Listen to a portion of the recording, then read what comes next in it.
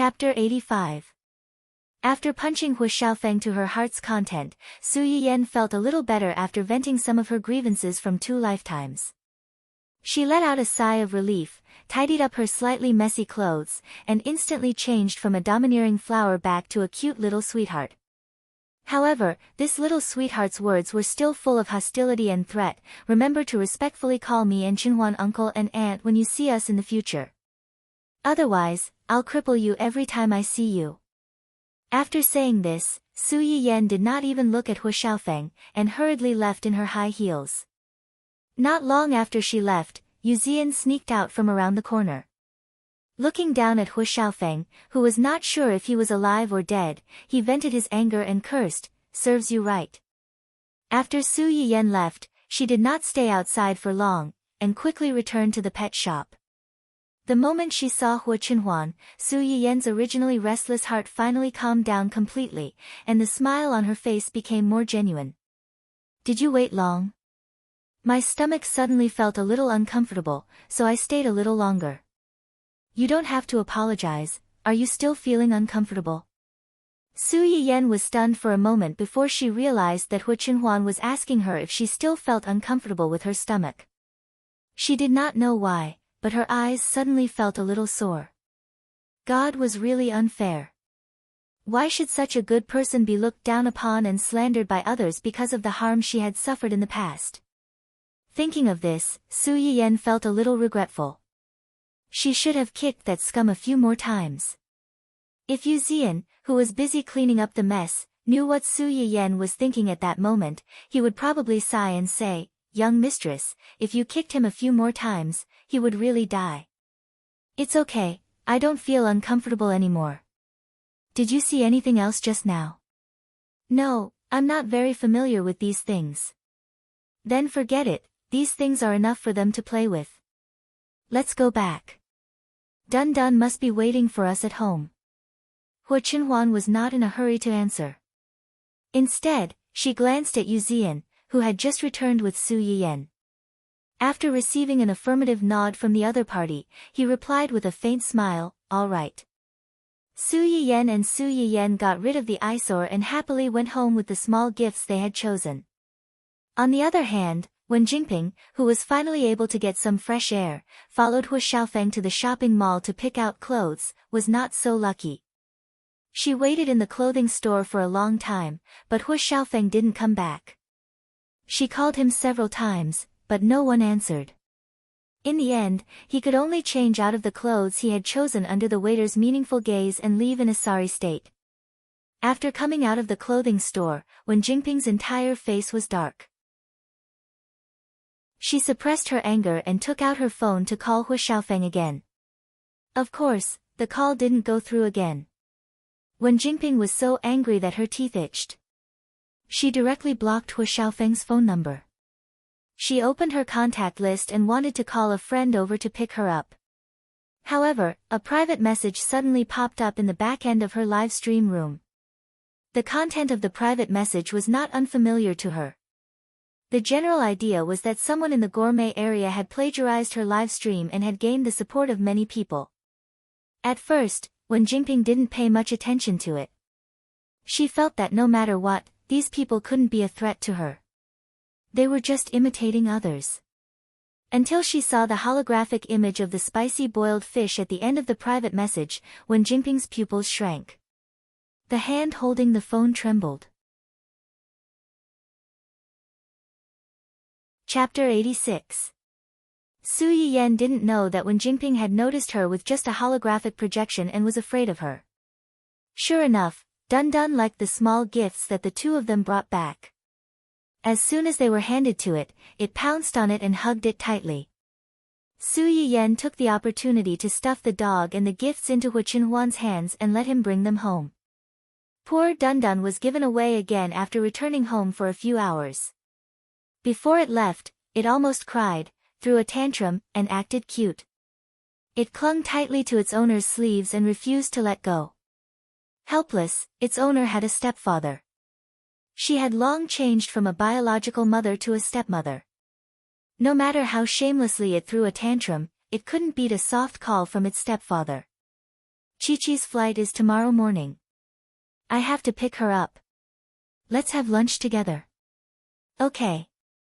Hua Chenhuan didn't really like to meet strangers unless it was unavoidable for business. But he liked it when Su Yiyan took the initiative to introduce her friends to him. This made him feel that Su Yiyan was trying to integrate him into her life and make him a part of her life. Late that night, the old family Hua residence was dark. It was quiet downstairs. There wasn't anyone around. Only in a corner of the courtyard, a person was waving a shovel miserably and digging a hole in despair. Suddenly, a series of footsteps came from behind. The figure waving the shovel froze. Like a rusty robot, he turned his head and looked over. After confirming that there was nothing behind him, he heaved a sigh of relief. Who knew that in the next second, a hand would be placed on his shoulder? The late-night gardener was speechless. Ow, ow, ow. Don't come over, don't come over. If you come over again, I'll hit you. I'll really hit you. What are you shouting for in the middle of the night? Aren't you afraid of waking young master up? The familiar scolding made Yu Zian's head go blank. He opened his eyes tentatively. After seeing the two people not far away, he asked in a daze, Xiaoyang? Yan Bai. Gu Xiaoyang rolled his eyes at him. Who else could it be? Yu Zian's legs turned to jelly. He said angrily, you two are too much. You came up behind me without saying anything and even patted my shoulder. Don't you know that you can scare me to death? TSK, so the two of us came over to show concern for you, but we were wrong? Yan Bai, let's go. Don't bother with this ingrate. Are you here to show concern for me? You're obviously here to laugh at me. Pfft. It would have been better if Yu Zian had not mentioned it. Gu Xiaoyang could not help but laugh out loud. Ha ha ha, you too. You went out with young madam and got yourself such a job. I'm dying of laughter. Yu Zian saw him laughing and became even angrier. He raised the shovel and was about to shovel him. What are you laughing at? Not only are you not helping me, you're even laughing at me. What kind of brother are you? All right. Both of you, enough is enough. Zhuo Yanbai stood between the two of them and held Yu Zian's hand. He said with a headache, what's going on? Didn't you accompany young master to Miss Su's house today? What happened? Why did Zian start farming as soon as he came back? When Yu Zian heard the word farmer, he felt like he had nothing left to live for. Gu Xiaoyang couldn't help but laugh out loud again. It's like this. Miss Su's best friend is coming back tomorrow. After lunch, the two of them invited each other to go shopping and buy gifts for her. Chapter 87. Gu Xiaoyang could totally understand Zhuo Yanbai's shock. Yes, you didn't hear wrongly. Young master went shopping with Miss Su today. Miss Su even bought a lot of hats and scarves for young master, and young master put them all in his wardrobe. Zhuo Yanbai's face was full of surprise, but when he thought about Miss Su, he felt that it was only natural.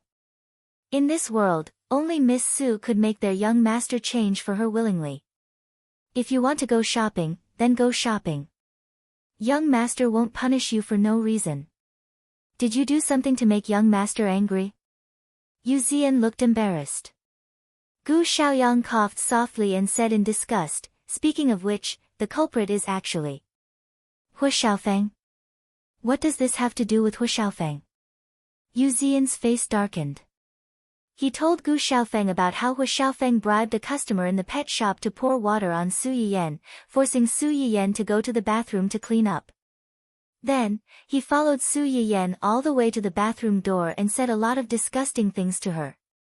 He told her everything in detail about how Hua Xiaofeng angered their future young madam and how she was killed. He even emphasized the words that Hua Xiaofeng used to attack their young master. You don't know, but Miss Su listened to Hua Xiaofeng at first. Although she was very impatient, she didn't want to talk to him. But when he mentioned young master, Miss Su's face suddenly changed. She looked at Hua Xiaofeng as if he wanted to eat someone. Then, Then Hu Xiaofeng started to have bad luck. You didn't see how he looked like. He was almost pressed to the ground and beaten by Miss Su. Just thinking about it makes me happy. Yu Zian couldn't help but laugh at the end. In fact, when Hu Qinhuan asked him to be in charge of Su Yiyan's public relations, he didn't dare to have any objections on the surface, but he was actually not very happy about it. However, after this incident, Yu Zian had completely changed his view of Su Yiyan. He was no longer dissatisfied with Hu Qinhuan's previous arrangements. From now on, he had to work hard and cling onto the thigh of the future young madam so that he could reach the peak of his life. Hearing his words, Zhuo Yanbai thought of something else. Miss Su seemed to be especially thin and small when she was young. The Su family was worried that she would be bullied by her peers because of her thin and weak body, so they hired many masters to teach her martial arts. It's normal that Hu Xiaofeng couldn't control her. This time, he really kicked an iron plate. Serves you right.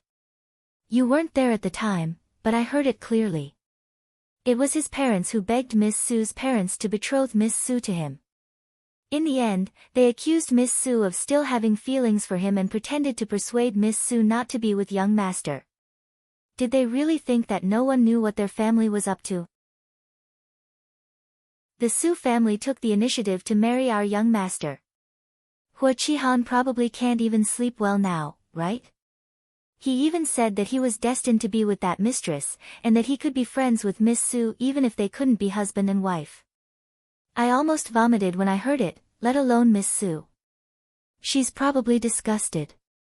Gu Xiaoyang sneered and mocked, like father, like son.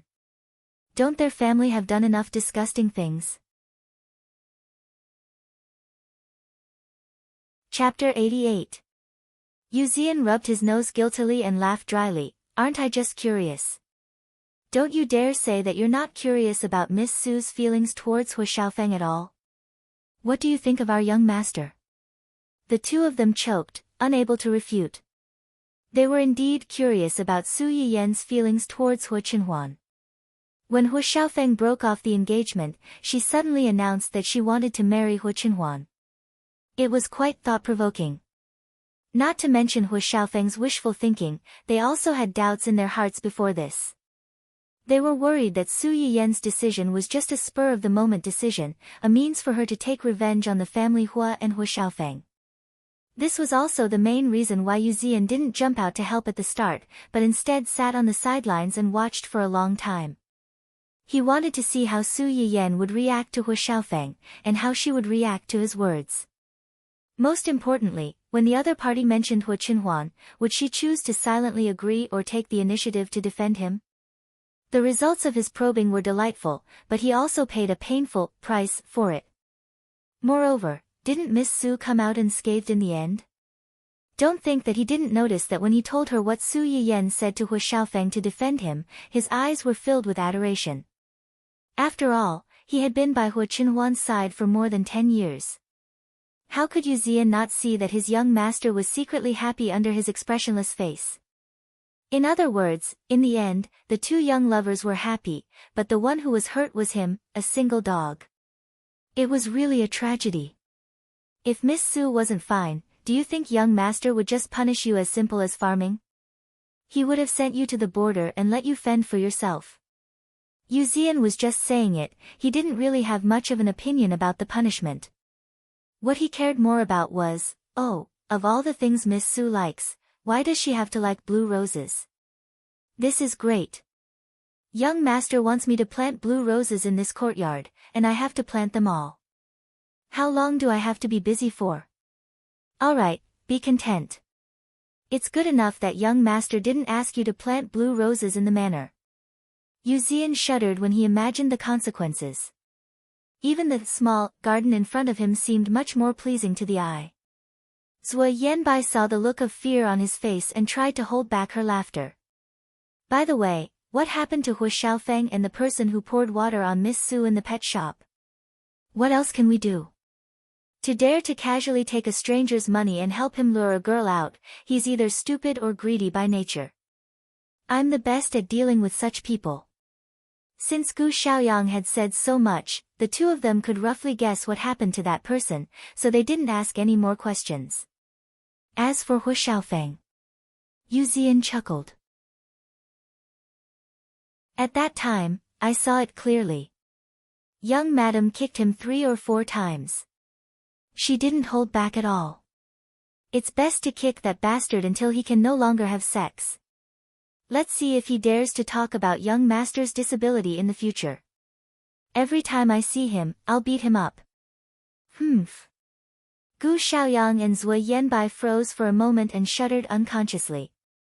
They couldn't blame Yu Zian for completely changing his attitude towards Miss Su this time. Chapter 89. They secretly hoped that Hu Xiaofeng would be disabled. However, Hu Xiaofeng was the male protagonist of the original novel. Even though he had been kicked repeatedly by Su Yiyan, some of his functions were fortunately preserved. However, it would be difficult to use them in the future, and it would be difficult for him to use them in the next 1 or 2 years. Even so, Hu Xiaofeng, who woke up and learned of the diagnosis, was so angry that he almost fainted on the spot. Lying in bed, he yelled and screamed and overturned the table beside the bed. Pieces of melon and fruit were scattered all over the floor. It was a mess. B*TCH, B*TCH. I'm going to kill her, kill her. Mrs. Hua's eyes were slightly red, and her heart ached. Xiaofeng, Xiaofeng, calm down. Don't hurt yourself. I'm already in this state. How can I calm down? Dad, you have to help me. That B*TCH has gone too far. She wants to end our family's bloodline. It would have been better if Hu Xiaofeng hadn't said anything. After hearing what he said, Hu Qihan's face darkened.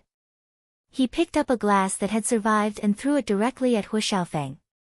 Hu Xiaofeng couldn't move and couldn't dodge at all. He could only face this terrible situation with a pale face. Mrs. Hu screamed and almost fainted on the spot. Fortunately, Hu Qihan didn't really want to kill his only son. The glass finally fell on the edge of the bed. With a crash, it fell to the ground and broke into pieces. There was a moment of dead silence in the ward. Mrs. Hua's legs went weak and she almost fell to the ground. Qihan, what are you doing? Xiaofeng is your son, and he was just beaten up like this. How can you? Why can't I? I can't wait to stuff this guy back into your belly and pretend that I don't have a son.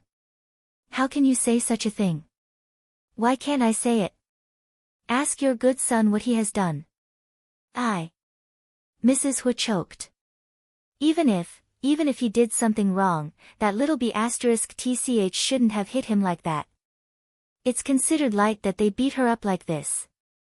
Hu Qihan pulled up a holographic video with a dark face and directly showed it to his wife. The two protagonists in the video were very close to each other. It was a complete reenactment of the scene where Hu Xiaofeng blocked Su Yiyan and said a lot of things to her. Mrs. Hua's face turned red when she heard Su Yiyan's questions. Wasn't that right? Back then, it was because they had taken a fancy to Qing Shuqin's family background and connections that they used the guise of being best friends to matchmake Su Yiyan and Hu Xiaofeng. The Su family thought about it for a while and agreed to the marriage. The Hu family naturally thought that Su Yiyan must be interested in their son to agree to the marriage. Over time, they almost tacitly agreed to this matter and selectively forgot that they were the ones who proposed the marriage in the first place. Mrs. Hu felt her face hurt when someone pointed it out so bluntly. Watching the video again, Hu Qihan was even angrier. Do you know who sent this video? Who is it? It's Hu Qinhuan's subordinate. I've lived for more than 40 years, and I've never been so humiliated like today. If it weren't for Hu Xiaofeng's half-dead appearance, he really wanted to kick his troublesome son to death.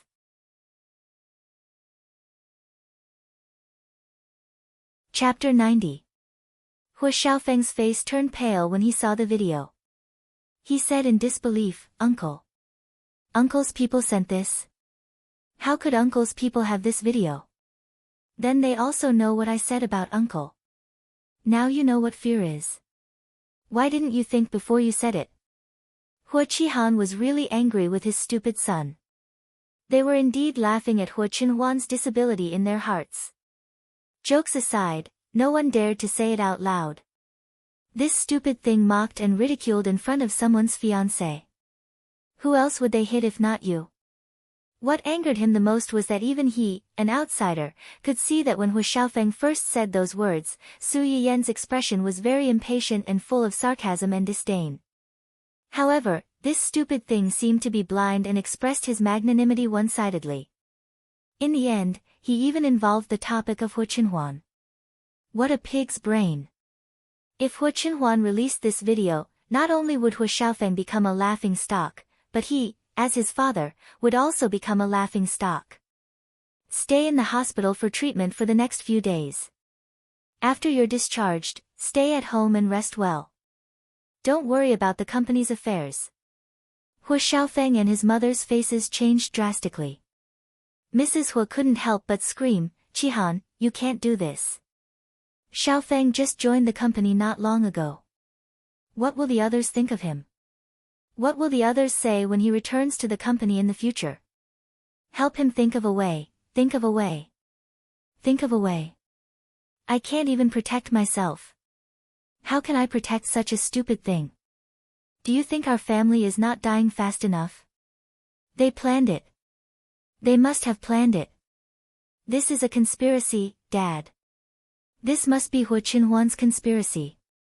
They don't want me to join the company and inherit the Hua Corporation. I was set up by them. So what if it's a conspiracy? Why did you jump into such an obvious trap? Where's your brain? Did you lose your brain from talking about a girlfriend?" After scolding him, Hua Qihan seemed to have thought of something and said coldly, "What about his girlfriend? Didn't he say that he had gone shopping with her before the accident? Now that Xiaofeng is lying here, where is she?" She. When she heard Hua Qihan mention that woman, Mrs. Hua's face darkened. "I just used Xiaofeng's phone to call her a few times, but she didn't answer. It seems that she blocked me. You've just been admitted to the hospital and they've already blacklisted you. This is the woman you chose."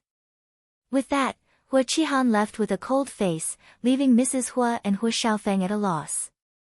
After a long while, Mrs. Hua seemed to have finally found her voice. Heartbroken, she said, "Xiaofeng, what's wrong with you? Why do you want a wild girl who doesn't care about you instead of a rich girl?" "Mom, why are you, me too? Did I say something wrong? If you hadn't been so willful, the situation wouldn't be like this. Mom, you're too naive. It's obvious that the cripple deliberately set me up. Even if I go to her, they will definitely come to me."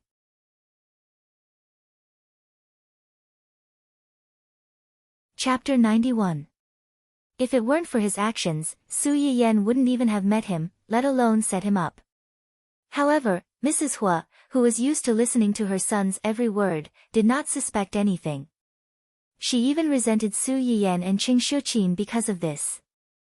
Since they had already broken off the engagement, why did they still cause trouble for her son and help Hua Qinhuan, who was their enemy? Hua Xiaofeng and Mrs. Hua believed that this was a trap that was trying their best to drive him out of the Hua Corporation. However, the truth was that Hua Qinhuan was also watching the video that Yu Zian had taken. It was the full version of the video that had not been edited. He replayed the clip of Su Yiyan beating Hua Xiaofeng over and over again. Su Yiyan was clearly indifferent when he was talking about himself, but when Yu Zian talked about his body's flaws, he suddenly exploded and wanted to kill him on the spot. Could it be that in Su Yiyan's heart, he had become the reverse scale that no one could easily touch? This realization made Hua Qinhuan excited. It was clearly a picture of two people, but he could only see one person. That person was like a huge ball of light that attracted his attention at any time and place, making it impossible for him to look away. Dun Dun, who was playing with a ball of yarn in its kennel, suddenly heard its master's voice. Its little ears immediately perked up. It immediately dropped the ball of yarn and rushed out like a small cannonball, wanting to hug its master's leg. The result was predictable. This little meatball slid forward like a wild goose landing on the sand. It took a long time for it to react to what had happened. Fortunately, this little guy's adaptability was not bad. Although it did not understand why it couldn't pounce on its master, it quickly recovered and ran to the bottom of the image to circle around its master. When Dun Dun realized that its master might have neglected it because he was fighting with someone else, its soft fur stood on end. It roared at Hu Xiaofeng in the video, and even wanted to pounce on him and bite him. Naturally, he fell to the ground again and slid forward for a distance. Pfft! When Hu Qinhuan saw this scene, she was finally amused by this little idiot's acting. Dun Dun. Do I not care about my reputation? In order to prevent the little fellow from flying into a rage out of humiliation and ignoring her like it did 2 days ago, Hu Qinhuan took the initiative to move over and pick it up. She whispered, "You also think that she's amazing, right?" The little fellow's ears perked up again. After a while, it raised its head proudly, with a proud look that said, "Since you praised my master, I won't lower myself to your level."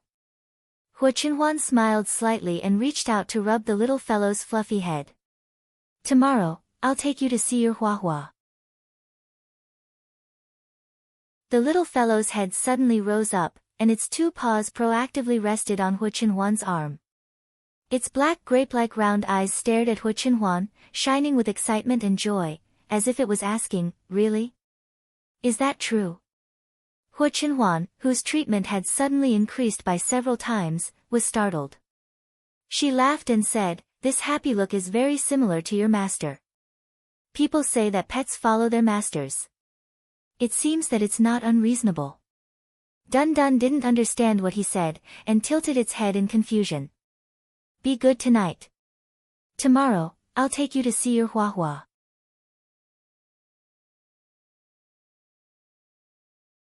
Chapter 92. In the spacious and bright reception hall, a tall and slim figure slowly walked over from afar. The person was wearing a beige vest paired with casual denim pants. She looked warm and fashionable. She was low-key, but at the same time, she had a cold aura that made people not dare to approach her easily. The most eye-catching thing was that she was holding a soft brown corgi in her arms. This little corgi was like a little princess sitting on a golden throne. It sat in its master's arms with a clear conscience. Its chin was slightly raised, and it patrolled its territory with a particularly cold attitude. "Xiaoqi, over here." Su Yiyan saw the familiar figure of the master and pet from afar and quickly waved to greet them. Ling Xiaoqi heard her voice and quickly took off her sunglasses. The coldness on her face was immediately melted by a warm smile. "Have you been waiting for a long time? Why are you here so early? I thought I would have to wait for a while. I can't wait to see you in Huahua." As soon as Su Yiyan approached, she couldn't control herself and hugged her best friend who had done a lot for her in her previous life but didn't have a good ending in the end. Ling Xiaoqi was stunned by her hug. She blinked in confusion and scolded with a smile, "Why are you suddenly so intimate?" All right, hurry up and get up. Don't press on Huahua." Su Yiyan hugged her for a while before reluctantly letting go. She turned her attention to the little corgi in her arms. "Hey, Huahua, do you still recognize Auntie Yayan? Come, let me hug you." Huahua tilted its head and looked at Su Yiyan for a while. It gave Su Yiyan face and stretched out its hand. Su Yiyan was overjoyed. She carefully took Huahua out of Ling Xiaoqi's arms, pinched its soft little paw, and said happily, "Huahua is still as cute and well-behaved as before, unlike the one in my house who only knows how to run around all day and occasionally tear down the house like a husky. It's really worrisome." When Huahua heard Su Yiyan's words, she immediately lifted her chin. Clearly, she was very pleased with Su Yiyan's praise. Ling Xiaoqi shook her head helplessly and looked around. "Right, where's Dun Dun? Why didn't she come with you?" "At my fiancé's place." "Where's your fiancé?" Ling Xiaoqi was shocked. Su Yiyan valued Dun Dun as much as she valued Huahua. This fiancé that she had never met could make Su Yiyan keep Dun Dun by his side. This was definitely true love. Speaking of which, what's going on between you and your current fiancé? I heard that you and that Hu Xiaofeng have already broken up. It's a long story. You and Hua Hua rushed back early in the morning, so you must be hungry. We've already booked a private room at a high-end restaurant nearby. Let's go there and eat while we talk. Ling Xiaoqi thought for a moment and did not refuse. The restaurant that Hu Chenhuan booked was not far away. They arrived in a few minutes. As soon as they walked through the door of the restaurant, Dun Dun, who had been eagerly waiting in the private room, seemed to have sensed something. He suddenly jumped down from Hu Chenhuan's lap and rushed out happily. When Su Yiyan heard the sound, she knew that her dog had come. She looked helpless and was prepared to be pounced on. Unexpectedly, the dog did not even look at her. He went around her and accurately hugged Ling Xiaoqi's thigh. He looked eagerly at Hua Hua in her arms and called out a few times to please her.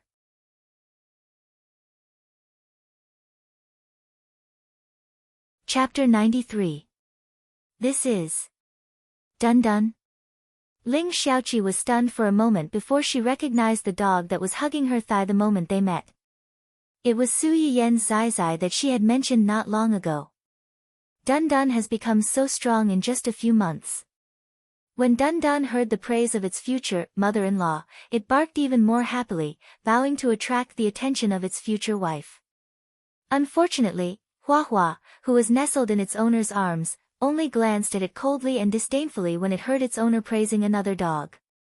Then, it looked away unhappily and ignored it. Dun Dun didn't mind. It was still looking at its owner with eager eyes, looking very much like a bootlicker. The corner of Su Yiyan's mouth twitched. Finally, she couldn't hold back anymore. She went forward and picked up her heartless dog son. She coughed lightly and said, "Let's talk inside. Let's talk inside." "Oh." Dun Dun barked sadly. Obviously, it wasn't very happy to be picked up. Su Yiyan was so angry that she slapped its chubby little butt a few times. Once it saw the little beauty, it couldn't move. This little ingrate. Fortunately, her fiancé's gentle call quickly pulled Su Yiyan out of the negative energy that filled her stomach. Su Yiyan threw away her unfilial dog son and returned to Hu Chenhuan's side. Dun Dun, who had been abandoned, was speechless. Gu Xiaoyang, who had suddenly been entrusted to his care, was speechless. "Let me introduce you.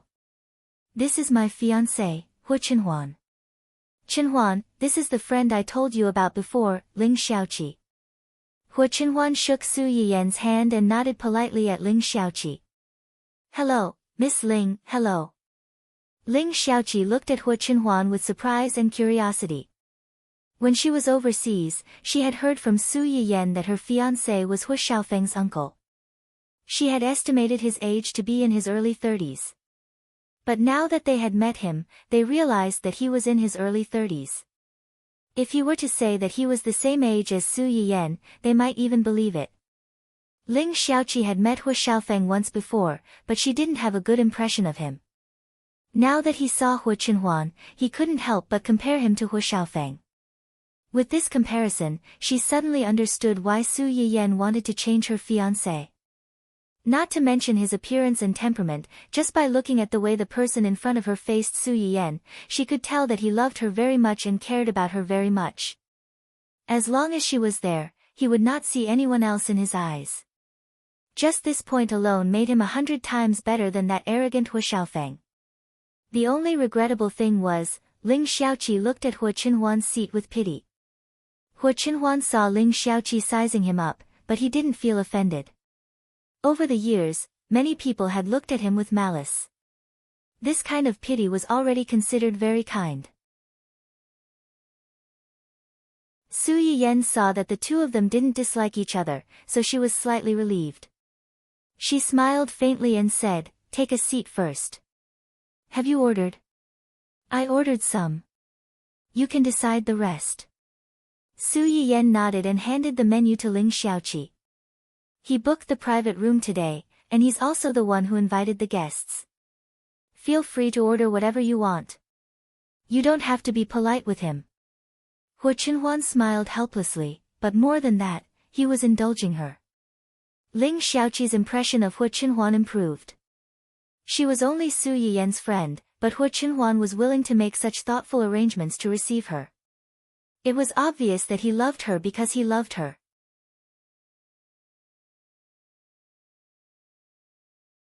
Chapter 94. Since Su Yiyan had said so, Ling Xiaoqi didn't stand on ceremony and ordered a few of her favorite dishes. After ordering, Ling Xiaoqi put Huahua down for the time being. Not far away, Dundan's eyes lit up when he saw Huahua leave Ling Xiaoqi's arms. He kicked his little legs and was about to pounce in the direction of Huahua. Gu Xiaoyang almost couldn't catch him. He had to look at Su Yiyan for help. Su Yiyan's mouth twitched slightly. She gave up and said, "Put it down." The two little guys were so little the last time they met. They probably don't remember each other. Put them together and get to know each other again. Su Yiyan felt guilty when she said that. She didn't know if Huahua still remembered Dun Dun, but Dun Dun, this little idiot, must have always remembered this little fiancé. As soon as Gu Xiaoyang put it down, Dun Dun immediately went to Huahua's side and rubbed his head. In the end, he even used his chubby little butt to bump Huahua. Fortunately, both of them were puppies. Otherwise, Dun Dun's behavior would have been seen as a hooligan. However, his behavior was not much different from a hooligan. Although Huahua didn't have much of a reaction, she didn't pay attention to him from beginning to end. Her face was cold and impatient, as if saying, "Don't touch me." Dun Dun saw that Huahua didn't pay attention to him for a long time, so he finally made a big move. He kicked forward hard and wanted to pounce on Huahua.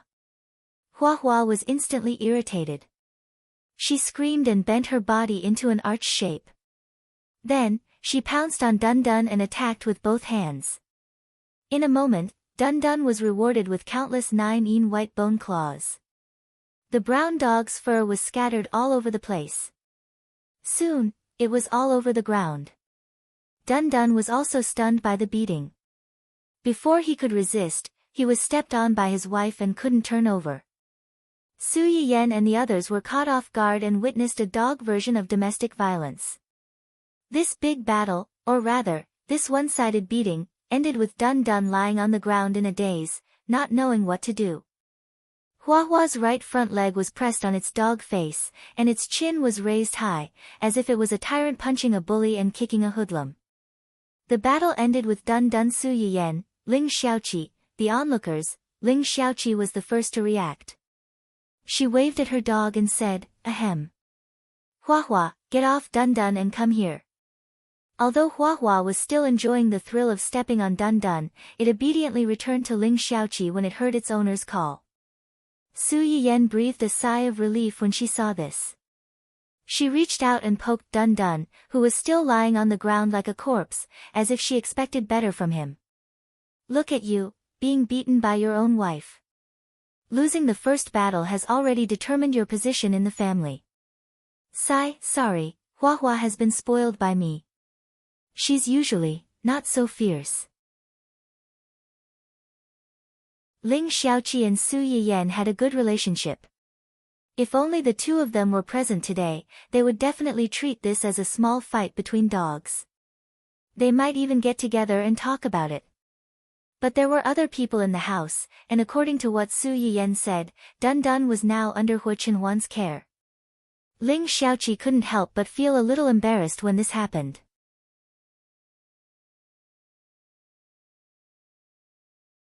Chapter 95. Dun Dun barked when it heard its master's words. It wasn't that it couldn't beat its wife. It loved its wife and didn't dare to fight with it because it was afraid of hurting her. "Master, it's fine if you don't comfort me, but you're pouring cold water on me." Dun Dun felt really wronged. Although Hu Chenhuan could understand Dun Dun's feelings, he, who always believed that his wife came first, could only agree with Su Yiyan unconditionally. "Well, it's Dun Dun's problem. It has nothing to do with Huahua. Dun Dun. It couldn't have a stepfather and stepmother anymore. It wanted to run away from home and go home with Huahua." Gu Xiaoyang stood on the side and watched the show with great interest. He nodded in agreement when he heard their words. Wasn't that right? If it couldn't even beat a little bitch, how could it find a wife in the future? It could only blame itself for being too weak. How could it be blamed on a little bitch? Gu Xiaoyang suddenly froze when he thought of this. He stared at the pink puppy under Su Yiyen's hand and said in disbelief, "This dog is a male." Gu Xiaoyang's scream, which was so loud that it almost changed his voice, successfully attracted the attention of everyone present. Su Yiyen's hand that was stroking Dun Dun suddenly paused. She turned to look at him in confusion. "Don't you know?" Gu Xiaoyang's mouth twitched slightly. He thought to himself, what would I know? Since the dog had lived in the family Hua's old house, it had been treated like an emperor. Except for buying things, everything was done by the young master. They couldn't even get close to it or touch it. How could they know if it was a male or female? Not to mention, it was dressed in such a flashy manner. Gu Xiaoyang was just about to complain when his young master's gaze locked on him. The words that were about to come out of his mouth were stuck in his throat, and his whole face turned red. Ling Xiaoqi saw his embarrassment and hurriedly tried to smooth things over. Actually, you can't blame him for misunderstanding. When I first saw Dun Dun, I also thought it was. Our Huahua even treated it like a sister. Huahua, who was nestled in Ling Xiaoqi's arms, suddenly cried out when she heard her master's words. She looked at Dun Dun with murderous eyes. Su Yiyen scratched his face guiltily, feeling a little distressed. Hua Qinhuan narrowed her eyes and asked in a low voice, "What's wrong?" "Dun Dun. Actually, it's nothing much. Dun Dun was just a few days old when I brought him home. He was so small, weak, and pitiful. My mom thought it was something new, so she helped me with its basic necessities. She even dug out some old clothes with the auntie at home to make small clothes for Dun Dun. In the end, Dun Dun didn't wear any other clothes, but insisted on wearing this kind of pink with lace." Gu Xiaoyang and the others understood at once. It turned out that this guy was a proper cross-dressing dog. If this happened to other people, my mom might complain a little. But on Dun Dun, my mom only thought it was cute, so she let it dress like this. Huahua was adopted by Xiaoqi half a month after that. Considering that the two guys were the same kind, she often took them out to play together. The two little guys became familiar with each other. Ling Xiaoqi sighed when she heard this and interrupted, "At that time, I saw it dressed like that and took it for a girl." Huahua also did the same. "I thought they were sisters, but I didn't expect." Everyone in the room looked at Huahua with sympathy. This was really the real-life version of, "I treat you as a sister, but you want to f***ck me."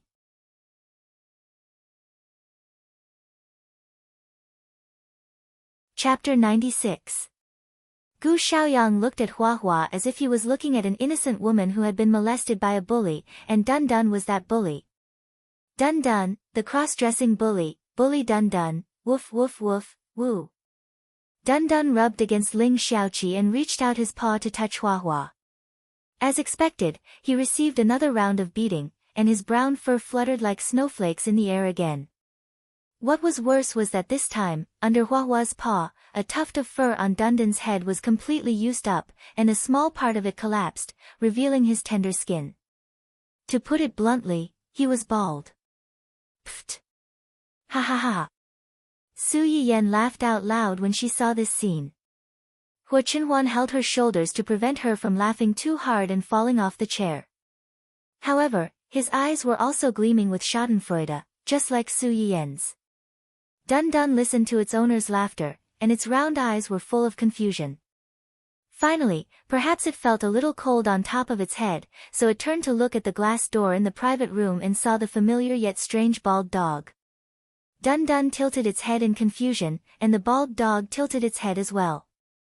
Dun Dun stretched out his paw, and the bald dog stretched out its paw as well. After a few times, Dun Dun finally realized that something was wrong. Wait, this dog was him. He was bald. Dun Dun looked as if he had been struck by lightning, and he staggered back a few steps in shock. Finally, he sat down on the table, and with a gloomy expression on his face, he shut himself up. Su Yayan looked at her family's dramatic dog, and the smile that she had managed to stabilize almost collapsed again. Fortunately, the dishes they had ordered before were served one after another, and she was successfully rescued from her dog's laughable stupidity. The restaurant that Hu Chenhuan had chosen was a relatively famous high-end restaurant, and the people who could dine here were either rich or respectable. Therefore, the cost of this meal was naturally not low. However, after eating Su Yiyan's personally cooked Sichuan poached fish, crayfish, and other dishes, Hu Chenhuan was a little repulsed by these dishes that used to be edible. She barely touched her chopsticks during the meal. Although Su Yiyan was talking to Ling Xiaoqi, part of her attention was still on Hu Chenhuan. Seeing this, she couldn't help but ask, "Hu Chenhuan, why are you eating so little? Do you have no appetite, or the dishes here are not to your taste?" Hu Chenhuan did not hide the truth and said honestly, "It's not as good as yours." Su Yiyan was slightly stunned. She remembered that Hu Chenhuan had a strong taste. Other than her, there were no strong seasonings like chili on the market, so the dishes she made were naturally not as good. "Then I'll cook for you another day when I'm free. Do you want the ones you've eaten before or something else? There are actually many spicy dishes that you can choose from." "Anything is fine. As long as it's made by you, I'll love it." The two of them whispered as if there was no one else around, thinking that no one could hear them except for each other. Little did they know that when they whispered to each other, pink bubbles kept popping up around them, making it difficult for people to ignore them. Gu Xiaoyang covered his eyes with hidden bitterness, looking as if he had been blinded.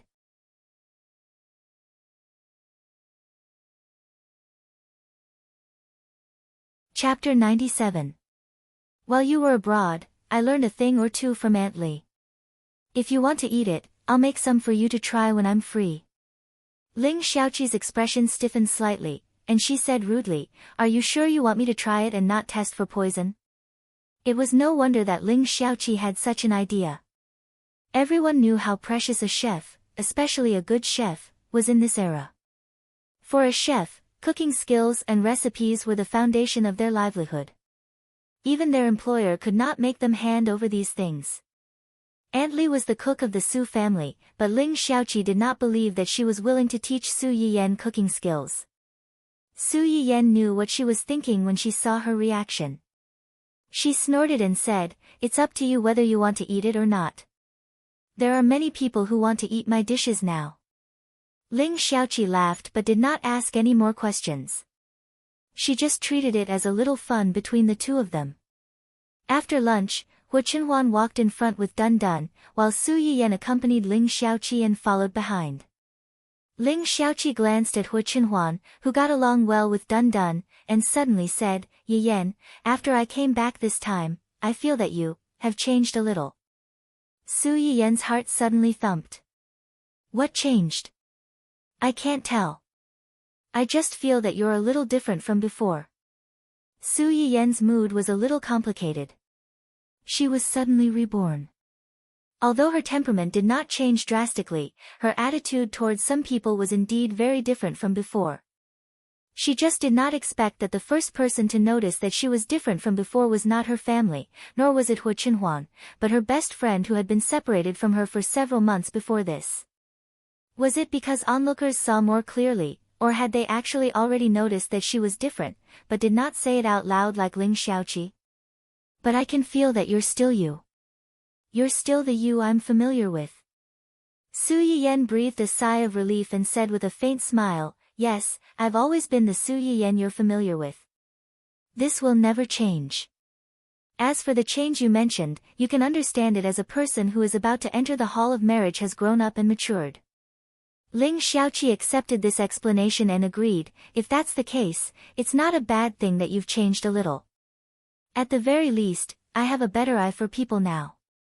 Su Yiyan was stunned, but he quickly understood what she was referring to.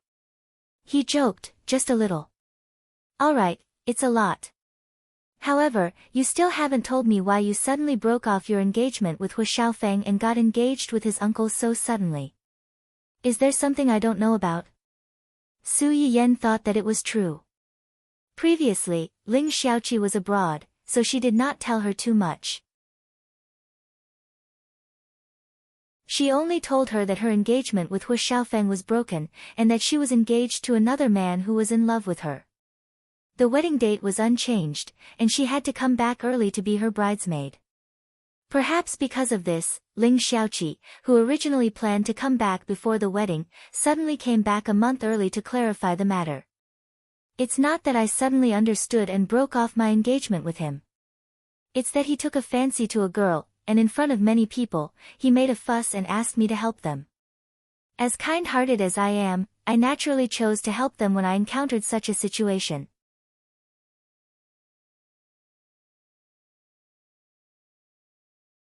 Chapter 98. The volume of Ling Xiaoqi's roar was really not low. The people who were walking in front stopped and looked at them. Hu Qinhuan was fine, but Gu Xiaoyang's face was full of disillusionment. Should he say that she was indeed young madame's best friend? No matter how cute and harmless she looked, she still had a fierce and wild heart.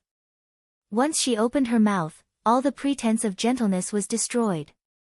Su Yiyan saw his expression and understood everything. She held back her laughter and tugged at Ling Xiaoqi's arm, reminding her, "Why are you swearing? Can't you see that you're scaring people?" Ling Xiaoqi's mouth twitched slightly. She lowered her voice and said, "Isn't it all because of you? Don't change the subject. What's going on with Hu Xiaofeng? That son of a bitch, how dare he cheat on me? He better not let me meet him, or I'll break his legs. You don't have to trouble yourself with that. I just beat him up 2 days ago. You can say that I've vented my anger." After that, Su Yiyan told her how Hu Xiaofeng forced her family to break off the engagement and how she slapped his family's face and changed the marriage partner to Hu Qinhuan. Also, 2 days ago, Hu Xiaofeng had come to stop her for no reason and said a lot of ridiculous and hateful things. She had beaten him up and sent him to the hospital. She had told her everything.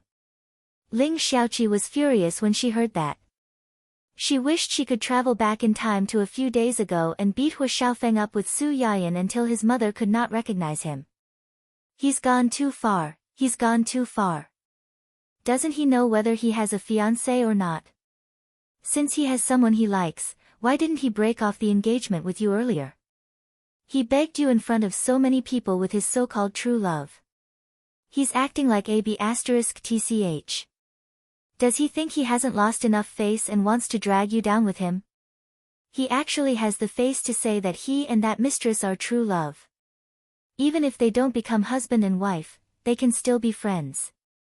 F*CK friends. As expected, shameless people are invincible. Aya, why didn't I come back sooner? If I were here, I would definitely smash his head off. Hua Hua, who was nestled in Ling Xiaoqi's arms, screamed when it heard this. It turned around and buried its head in her arms, afraid that its master would lose control of her emotions and hit its head. Ling Xiaoqi, knowing that Ling Xiaoqi was sensitive to this kind of thing, Su Yiyan quickly comforted her, Okay, I know you're angry. Anyway, you're already back, and I'm now his nominal aunt. What's there to worry about in the future that I won't have a chance to punish that scumbag couple? Ling Xiaoqi's eyes brightened slightly, and her complexion improved a little. Then, she said worriedly, "Then you and Hu Xiaofeng's uncle, I know what you're thinking. Do you think I'm the kind of person who would force myself to settle for a moment of anger?" That's true. Ling Xiaoqi suddenly understood and nodded. Not to mention anything else, just based on the interaction between the two of them, it was obvious that the two of them had feelings for each other. So, was this a lucky hit? Before Ling Xiaoqi could think about it, Dun Dun, who had been walking in front of Hu Qinhuan, suddenly turned back. It barked and circled Ling Xiaoqi. After barking for about half a minute, it suddenly lay on the ground, motionless, as if it had fainted. Ling Xiaoqi was shocked. What's wrong with it? Su Yiyan's eyebrows twitched, and she couldn't bear to look at it. It's a scam. It wants you to bring it home with you.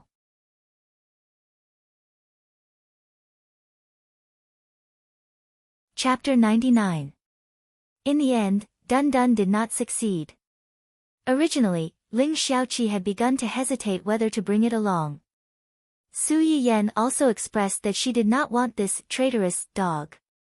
Victory was in sight, but they did not expect a Huahua to appear out of nowhere and beat Dun Dun again, almost making it bald on the other side of its head.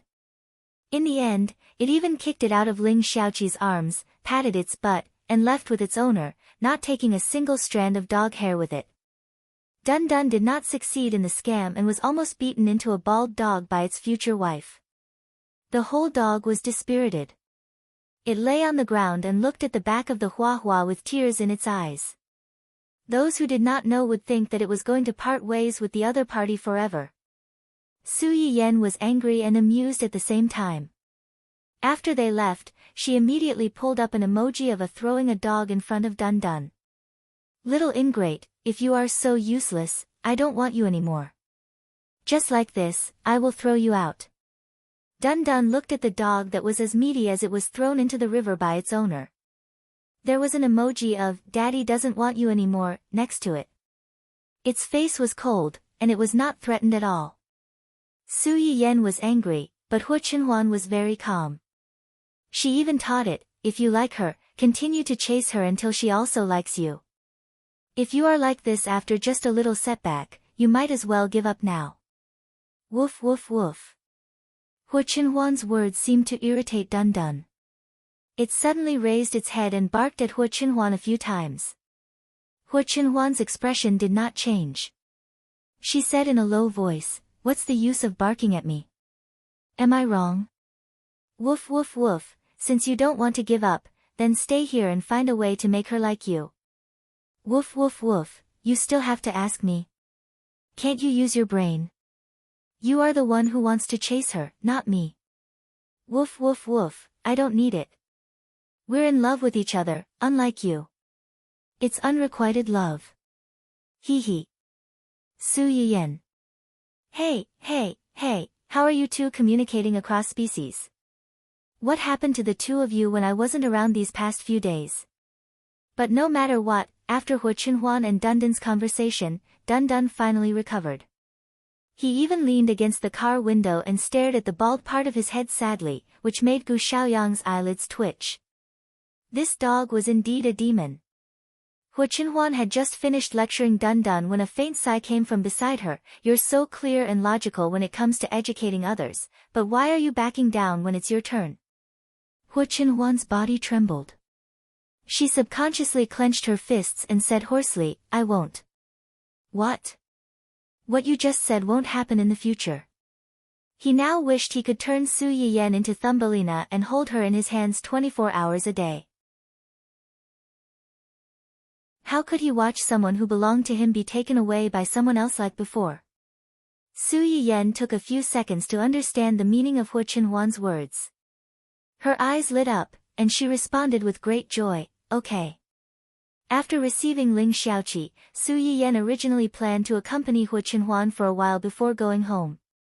Unfortunately, the plan could not keep up with the changes. Before she had time to go home with Hu Qinhuan, her eldest brother called.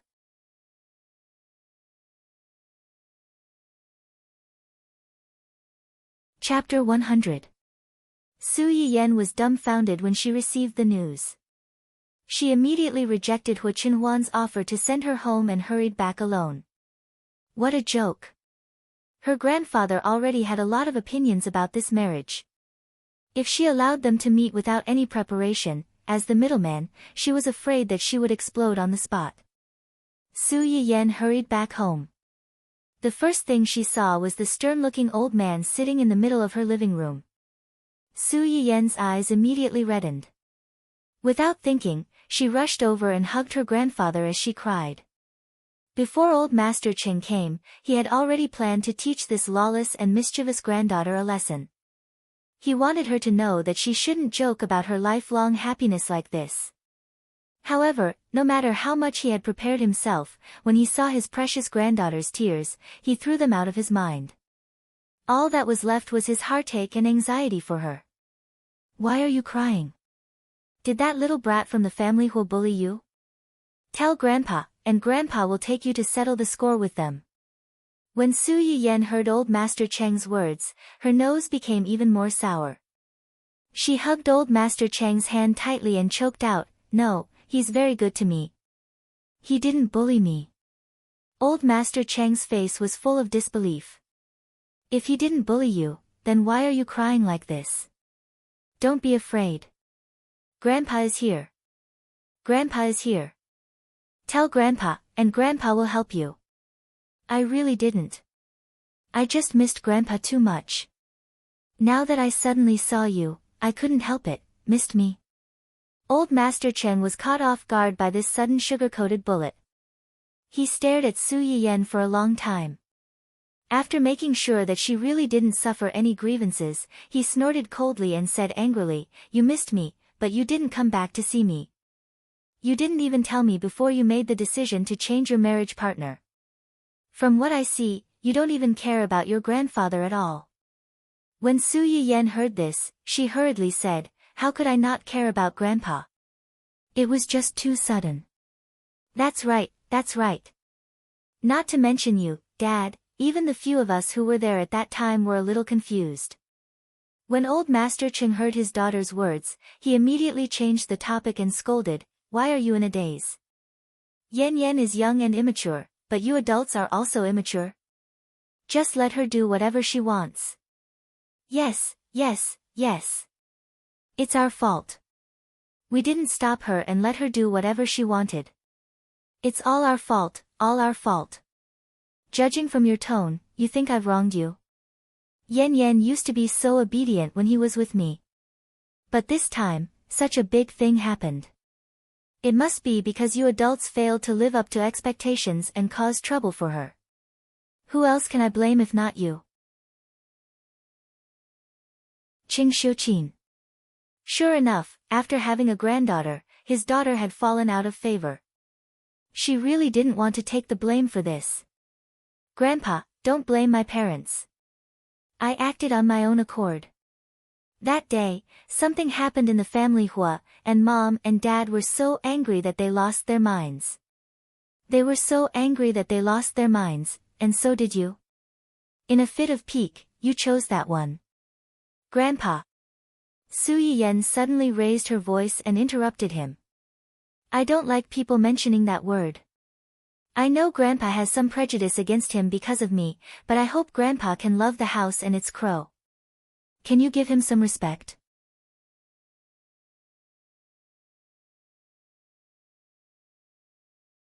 Chapter 101. You haven't even interacted with him before, so how would you know? Su Yiyen met Old Master Cheng's eyes and said seriously, "Compared to a healthy man who doesn't love me and only sees me as an accessory, I want a life partner who loves me, respects me, and puts me first in everything." Old Master Cheng felt that her words made sense, so he immediately reacted.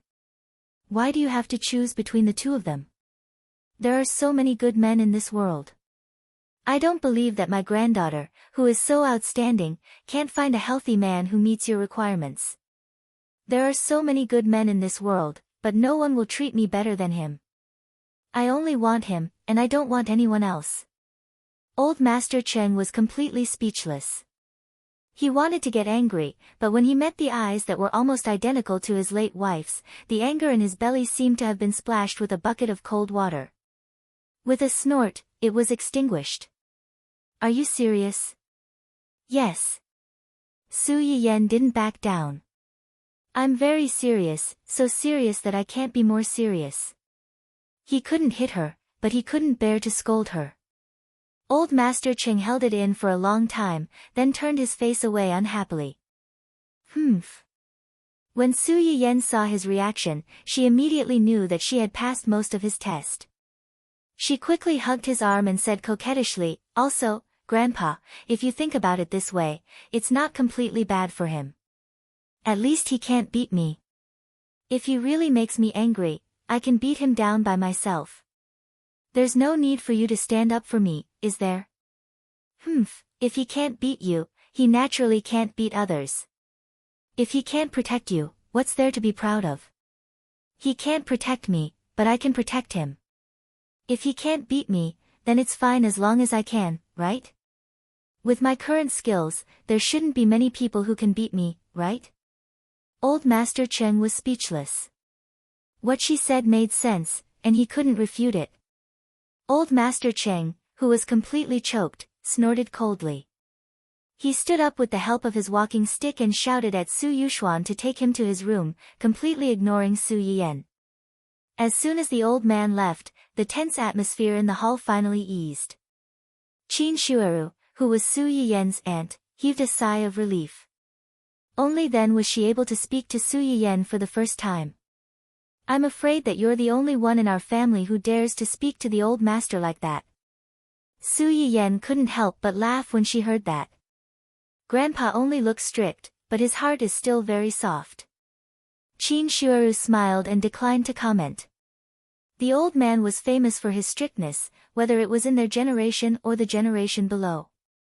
It was only in front of Su Yiyan that he would temporarily put away his coldness and reveal the last bit of softness in his heart. Even Qing Xiuqin, who was the most favored in the past, had to take a back seat in front of his granddaughter. This was due to the fact that Su Yiyan's temperament was very similar to the old man's when he was young. It was also due to the fact that Su Yiyan's face was very similar to her grandmother who passed away early. Qin Shueru wasn't dissatisfied with this. She and her husband had been childless for so many years, and she had long regarded the two children of the Su family, especially the youngest, Su Yiyan, as her own children. If their children could gain the favor of their elders, they would naturally be happy as well. When she thought of this, a trace of sadness flashed across Qin Shueru's eyes.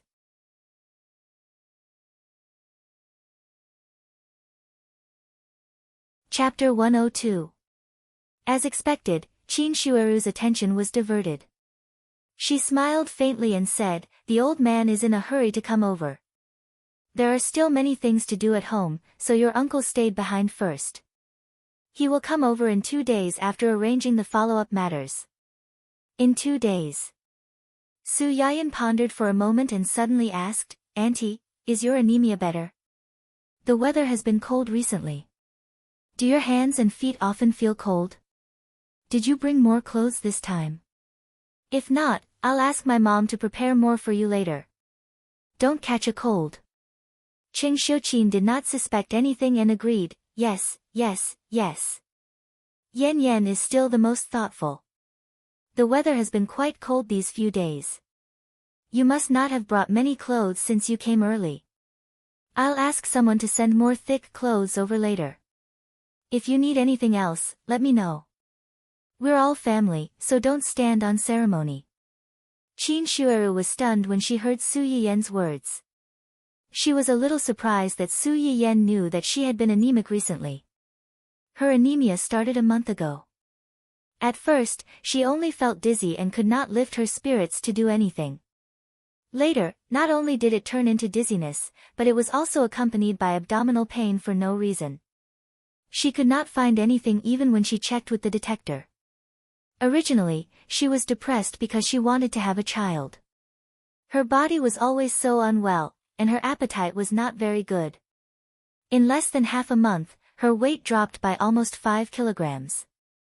Her husband was scared out of his wits, so he thought of sending his wife out for a walk to adjust her mood.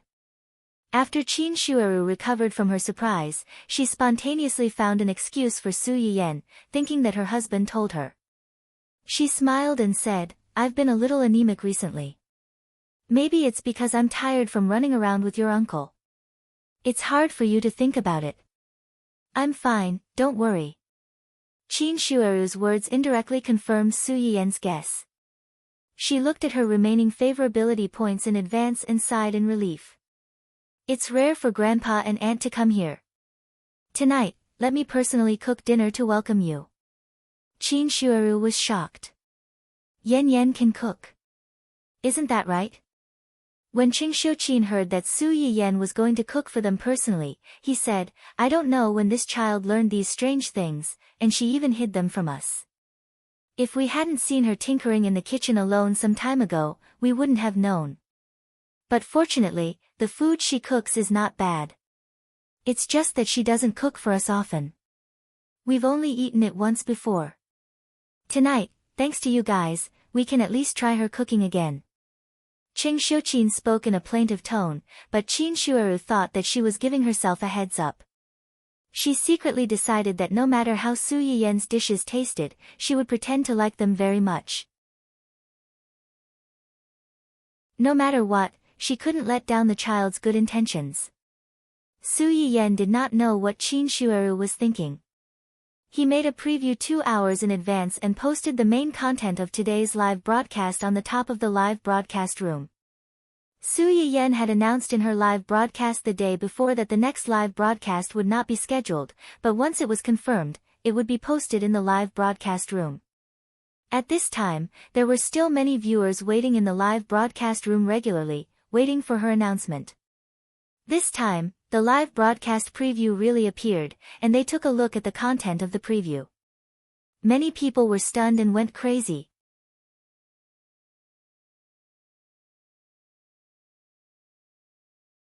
Chapter 103. At this time, the composition of Su Yiyan's fans was a bit complicated. There were gourmet fans, health fans, some patient fans who were recommended by their friends, and some anti-fans who saw her quickly become popular. There were also many local tycoons in the live broadcast room who were anti-fans. As soon as Su Yiyan's preview came out, the health fans and patient fans excitedly rushed to spread the news. The gourmet fans who were attracted by the spicy boiled fish and spicy crayfish were at a loss. Those jealous anti-fans seemed to have finally found Su Yiyan's weakness and began to chase after those excited true fans to mock and ridicule them. They said that Su Yiyan's live broadcast preview was sensationalism and was deliberately trying to attract people's attention. Su Yiyan was busy finalizing tonight's menu. She didn't have the energy to pay attention to those crazy people on the internet. Since the two of them arrived early, Su Yiyan didn't make much preparation in advance. She could only try to find medicinal cuisine recipes suitable for their physiques from some of the Chinese herbs she already had. Fortunately, when Ching Xiuqin talked to her about Qin Shueru, Su Yiyan had already consciously prepared the Chinese herbs suitable for her. Now, she just collected the first batch that matured, which was enough to come in handy. When Su Yiyan prepared the herbs and ingredients and opened the live broadcast room, she found that the audience in the live broadcast room had risen by another wave, and it was still increasing. In just a moment, it had reached 500,000. This figure had already surpassed the scope of a newcomer streamer on Munchkin.net. It could be considered a slightly famous and capable streamer. Su Yiyan blinked and said in a daze and surprise, "What happened? Did someone enter the wrong live broadcast room?" Hearing Su Yiyan's words, many of the audience in the live broadcast room turned on ha-ha-ha mode. Su Yiyan searched for a long time before she finally found a useful reply from the screen full of ha-ha-ha.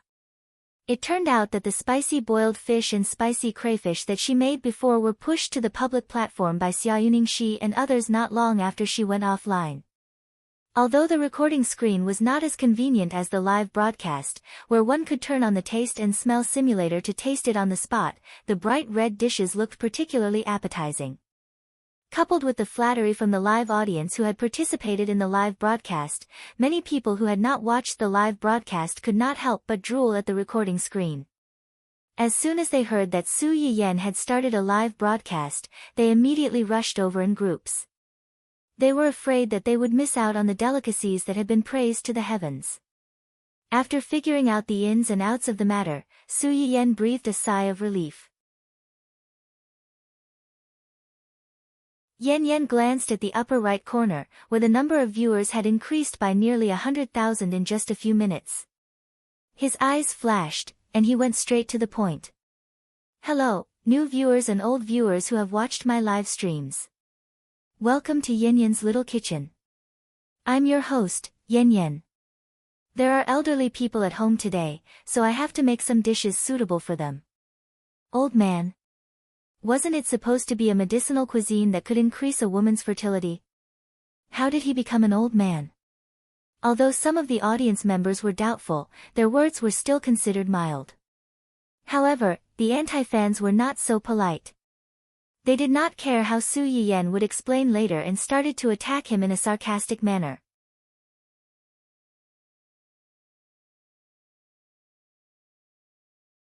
Chapter 104. The anti-fans' words not only ridiculed Su Yayan, but also stabbed the hearts of the female audience who loved children but could not conceive due to various physical reasons. They were holding on to a slim chance of survival and had entered the show with a knife in their hearts. Su Yiyan's face sank. She had been broadcasting for a few days, and occasionally saw one or two comments questioning her. However, it was the first time she had seen such harsh words. Su Yiyan was really angry this time. She said coldly, "Admin, ban." In fact, she didn't need to say anything. Hua Chenhuan had already started to investigate the IP ban. However, after she said that, there were immediately many comments scolding her for her bad temper and acting like a big shot. Looking at the rows of comments with the same tone, it was obvious that there was a mastermind behind the scenes. Unfortunately, these people didn't even have the chance to start the momentum before they were all banned by the admin. Su Yiyan looked at the screen that suddenly became much quieter, and her face became slightly better. I know that most of the viewers who came to watch my broadcast are either here to watch the show or to try their luck with a doubtful heart. In this regard, I can only say that you can watch the show or not believe me. However, this is my broadcast, and I welcome people who like me. As for those who don't like me and can't stand me, please consciously leave. Of course, I don't care if you want to stay and torture yourself. However, please shut your stinky mouth and don't say anything that makes me and my viewers uncomfortable. Otherwise, if you mess with me, I'll mess with you. I don't lack money, fame, or connections.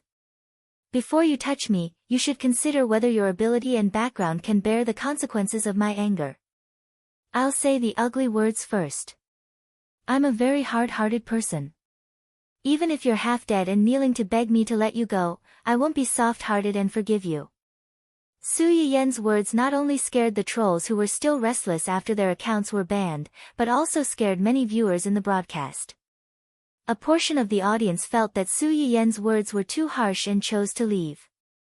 However, the majority of the audience still chose to stay. Su Yiyan didn't care about what these people thought. She wasn't someone who would let herself be wronged. If she couldn't stand it, she would fight back. She didn't start this live stream for fame or profit. She just wanted to accumulate a little bit of favorability. As for those who were prejudiced against her, how could she expect to gain favorability from them? Those who had a good impression of her and were grateful to her, such as the audience from her first live stream, would do their best to help her. As for these people who hadn't helped her at all and even wanted to mess with her, it was already good enough that she didn't get back at them.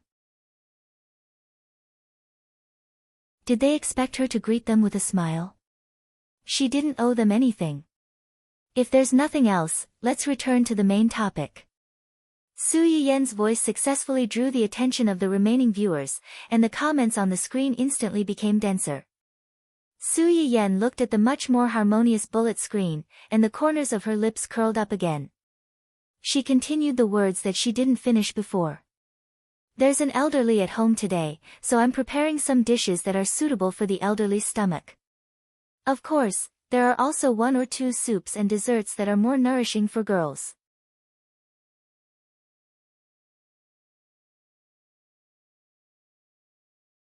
Chapter 105.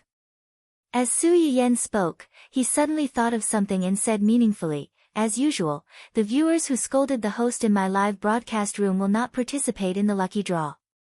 At that time, the audience did not know that the rules set by Hua Chenhuan would make those who had scolded Su Yiyan break down. As long as one was human, they would not be able to escape from birth, old age, illness, and death. No one could guarantee whether their illness would come first or tomorrow. This was also the reason why no one dared to offend a doctor, no matter how rich or powerful they were. You could not guarantee that you would fall into his hands one day. By then, whether he saved you or not would be a matter of life and death. The remaining viewers did not think too much about it. They only knew that after the keyboard warriors who caused trouble were kicked out, their chances would be greater. This was really exciting news. However, when they looked up and saw that the number of viewers was still increasing, they felt as if they had been splashed with a bucket of cold water. It did not seem to increase by much. Considering that stewing soup would take more time, Su Yiyen took out 2 casseroles for stewing soup first. Today, we are going to stew 2 soups. The first soup is the one that you guys are more concerned about. It is abalone and ginseng soup that has a certain effect on premature ovarian failure in girls. As soon as Su Yiyen finished speaking, a lot of comments appeared on the screen asking, "What is premature ovarian failure?" Premature ovarian failure? It literally means that the ovaries decline early. The specific symptoms are abnormal menstrual cycle and reduced menstrual volume. Simply put, it is early amenorrhea or even menopause. Unable to ovulate normally, naturally, there is no way to conceive a child. As Su Yiyen spoke, he fished out a few fat and big abalones and cleaned them neatly. As soon as these abalones appeared, the audience in the live broadcast room felt the power of money. F***CK, I've seen this before. I saw it from afar when I accompanied the boss on a business trip. It is said that it is the signature dish of a high-class restaurant. There are only 5 servings a day, and the ingredients alone are worth at least 6 digits. Moreover, there was only 1 small abalone in the plate at that time. It was definitely not as big as this one. Actually, I wanted to say this before. Most of the ingredients used in the live broadcast room look better than those sold in the market. Everyone should know how expensive natural ingredients are on the market. To be able to buy such high-quality ingredients, the price, I noticed it during the last live stream. Let's not talk about other natural ingredients. Let's talk about seafood. Although it tasted bad if it wasn't processed properly, the market price was really high. The big grass carp and crayfish that the streamer used in the last live broadcast, the poor me hugged my cheap nutrient solution tightly. To be able to casually take out so many expensive ingredients for a live broadcast, what the streamer said just now might not be a bluff. Her family might really have a mine and not be short of money. When Su Yiyen finished processing the abalones, he saw these comments as soon as he looked up. Even through the screen, she could feel that these people were looking at the abalone in her hand like it was a piece of gold. Su Yiyen was amused by her own idea. She put the washed abalone and the lean meat into the clay pot, and then added the wolfberries. Finally, he took out a huge ginseng that he had spent a huge sum of money to exchange for.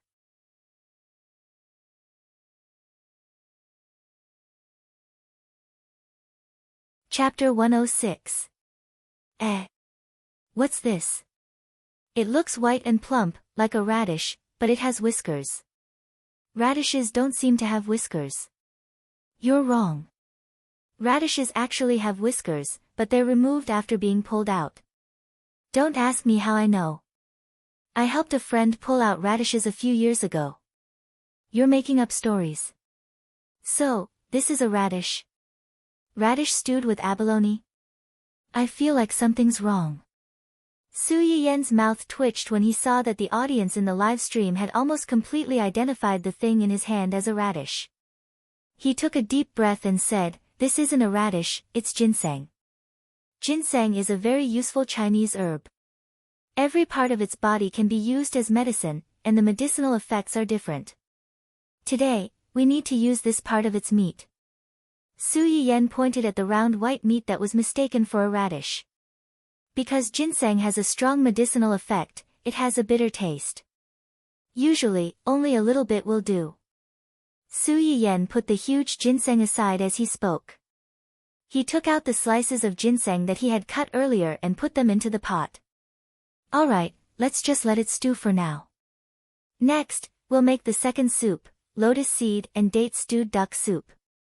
Those who watched my live stream before should know what I'm talking about. Those who don't know, go back and watch the recorded broadcast. Now, let's talk about the lotus seeds. Su Yiyen poured out a bowl of fresh and white lotus seeds. He broke them open and took out the lotus core as he said, "These are lotus seeds." They were peeled from the lotus seed pod, and they smell very fragrant. Lotus seeds are good for qi and have the effect of stabilizing the spirit and calming the mind. Eating them will not only nourish the spleen and stomach, but also reduce internal heat and help sleep. Old people don't get enough sleep, so eating them is very useful for sleep. But you have to take note that there's a heart in the middle of the lotus seed, which is this small green strip. This heart is bitter. Friends who seek a good texture can peel it off. Don't throw it away after you peel it off. Dry it and use it to make tea to reduce internal heat. After saying so much, we don't even know where to buy this stuff, let alone eat it. You found a point. I just went to the shopping site to search for ginseng and lotus seeds, but there's nothing. It's not just ginseng and lotus seeds. The red dates, seahorses, and a series of so-called medicinal herbs that the host used before are not sold on the internet QAQ. That's right. If you have the guts to introduce them, then tell us where to buy them. Woof, cry out loud. Su Yiyen was stunned when he saw these complaints. He stopped what he was doing and muttered to himself. Just when the audience in the live stream thought that she had finally been persuaded and was ready to announce the source of these medicinal herbs and advertise for the audience to buy them, Lin Yiqian suddenly changed her mind. That slender and fair hand suddenly grabbed a lotus seed that had lost its core and moved upwards, leaving the range of the live broadcast room. Then, the host's soft chewing sounds and sighs of enjoyment could be heard. It's sweet and refreshing. It's quite delicious. The audience? Without waiting for the audience to come back to their senses, Su Yiyen's hand once again reached for the plate of lotus seeds. After eating a few of them, his evil claws reached for the bowl of jujubes next to him. Only then did the audience realize that this unscrupulous streamer was actually eating the ingredients in front of them.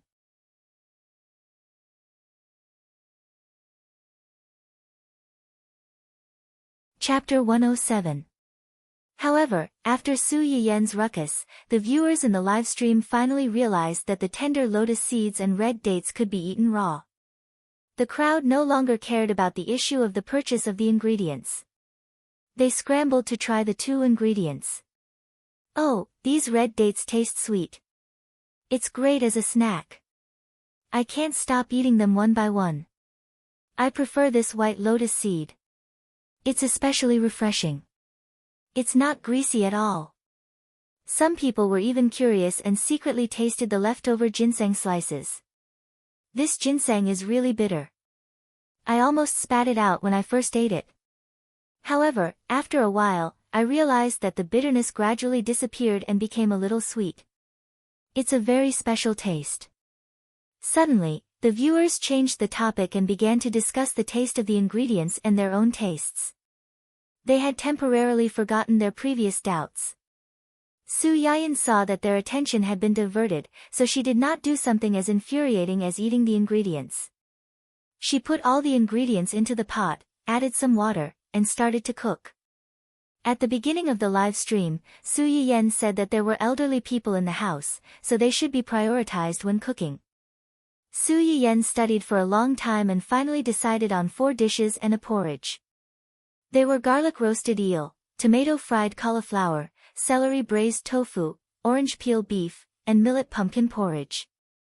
Although she did not use the Chinese herbs she had on hand, garlic, eel, tomatoes, celery, tofu, and beef were more suitable for the elderly stomach and could be eaten more. The viewers in the live stream were very happy to see Su Yiyen cook so many dishes at once. Most importantly, they could find the ingredients for these dishes. Even if they could not get their hands on them in the lottery, they could buy them and try them out at home. The only thing that was a little lost was the orange peel beef. There were oranges in this era, but most people's impression of oranges was very simple. They felt that it was a fruit. The flesh of the fruit could be eaten, but the outer skin was naturally useless and needed to be thrown away. Orange peel is the finished product of the outer skin of the orange after being dried. It's sweet and sour with a bit of bitterness. It's a good choice to make tea or stew. It's appetizing and can help with digestion. As soon as Su Yiyen said that, the audience immediately went wild with joy. So, orange peels can be eaten? I feel like I've missed out on 100 million. Yes, yes, yes. Previously, when I ate the oranges, I ate the meat and threw away the skin. Now that I think about it, my heart hurts. I don't care anymore. I'm going to buy a caddy of oranges now. I'll peel them and dry them. How can one caddy be enough? I'll go buy 3 caddies. I've already placed an order for 5 kilograms. It'll be here soon. Great.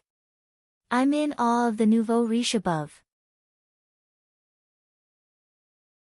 Buying 5 kilograms of tangerines is like buying 10 bottles of nutrient solution. I'm so envious and jealous.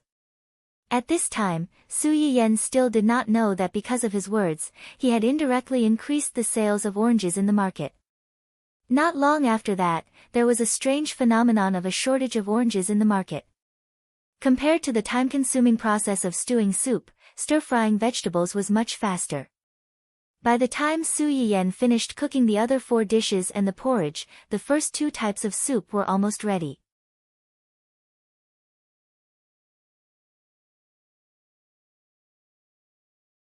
Chapter 108.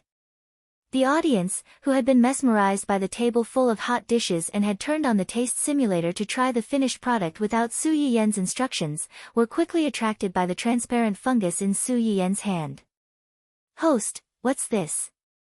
Why is it transparent? Can it be eaten? How can the host's food be inedible? This thing looks quite springy. It should taste good. Su Yiyen was amused by the group of foodies' tireless thirst for knowledge. This is tremella, a type of fungus. It's rich in protein, various amino acids, and minerals.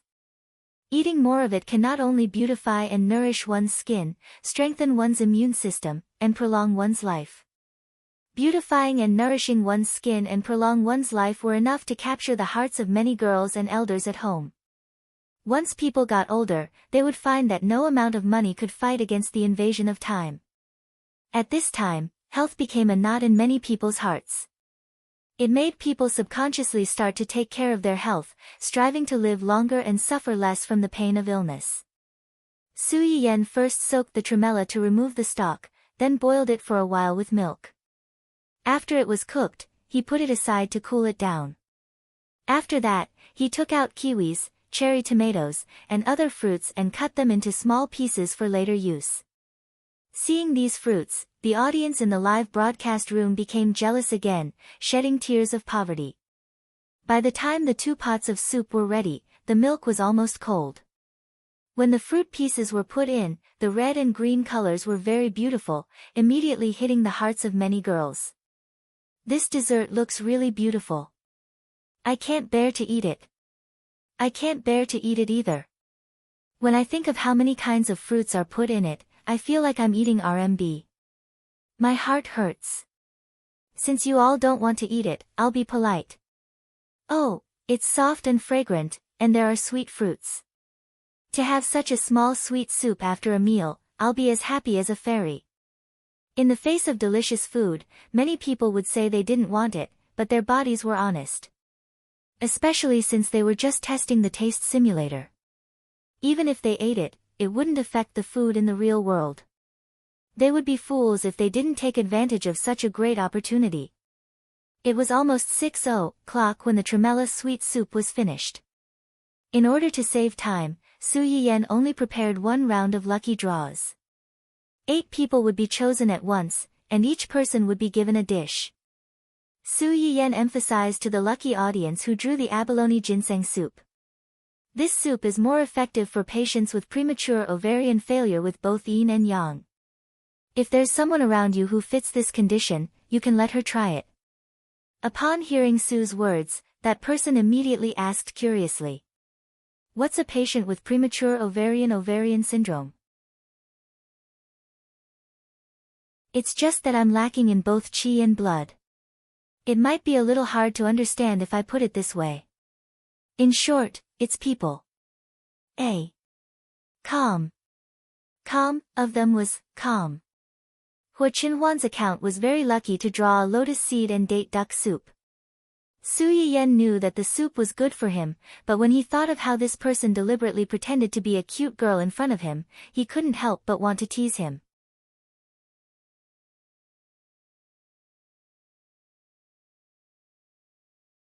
Chapter 109. On the other end of the phone, Hu Chenhuan frowned when he saw the message. He immediately recalled the fear he felt when Su Yiyan's first live stream was dominated by the word, old people. Mountain Yufu Su, only old people can drink it. Can't young people drink it? Su Yiyan could feel someone's sadness through the screen. He burst out laughing. Yen, of course, you got the soup from the lucky draw. You can drink it however you like. Goodly. JPG, Hu Chenhuan's expression became better. He waited for his spoils of war with satisfaction. Gu Xiaoyang stood behind him and watched their conversation. His eyebrows twitched. He coughed softly and asked tentatively, "Young master, are you always so cold when you talk to Miss Su?" Cold?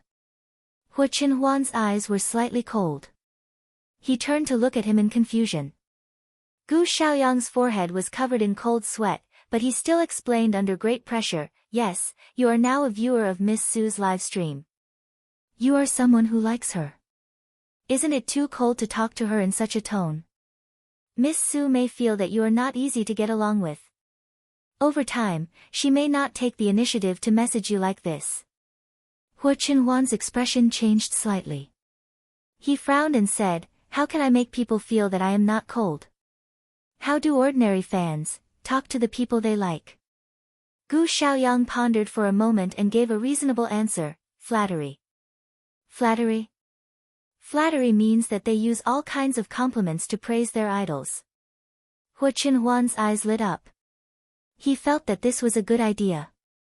Where can I find flattery from these fans? What's so difficult about that? Let me find it. Gu Xiaoyang said and began to search for famous flattery on the internet. After a few minutes, he finally found a more reliable guide. Hu Chenhuan clicked on the post and was almost blinded by the flattery on the screen. Beginner flattery, does such beauty really exist? I can lick this face for the rest of my life. Go, baby, you're the best. From today onwards, you're the prettiest kid on this street. Did you grow up eating cornetto? What kind of peerless cutie is this? Middle-level rainbow fart, there are sparks in your eyes. It ignited a fire in my heart, making me unable to forget you for the rest of my life. The moment I saw you, Cupid's arrow pierced my heart. From then on, I deeply realized that I was in love. 10,000 miles of mountains and rivers can't compare to your smile. Mountains and rivers can't compare to your tear. Advanced rainbow fart, your eyes are as deep as the universe, with thousands of galaxies in them. Your nose is as tall and straight as a towering mountain, and the curves of the mountains are leisurely. Your lips are as bright as a midnight rose, graceful and passionate. You're so pure and unpretentious. You're straightforward and serious, yet you're so flirtatious and charming that people can't take their eyes off you. However, what I love most is your heart of gold, precious, soft, and untainted by dust. It starts with your appearance and is loyal to your character. Baby, fly bravely, XXX will always be with you. Hu Chenhuan was speechless. Was he going to talk to his wife in such an exaggerated tone in the future?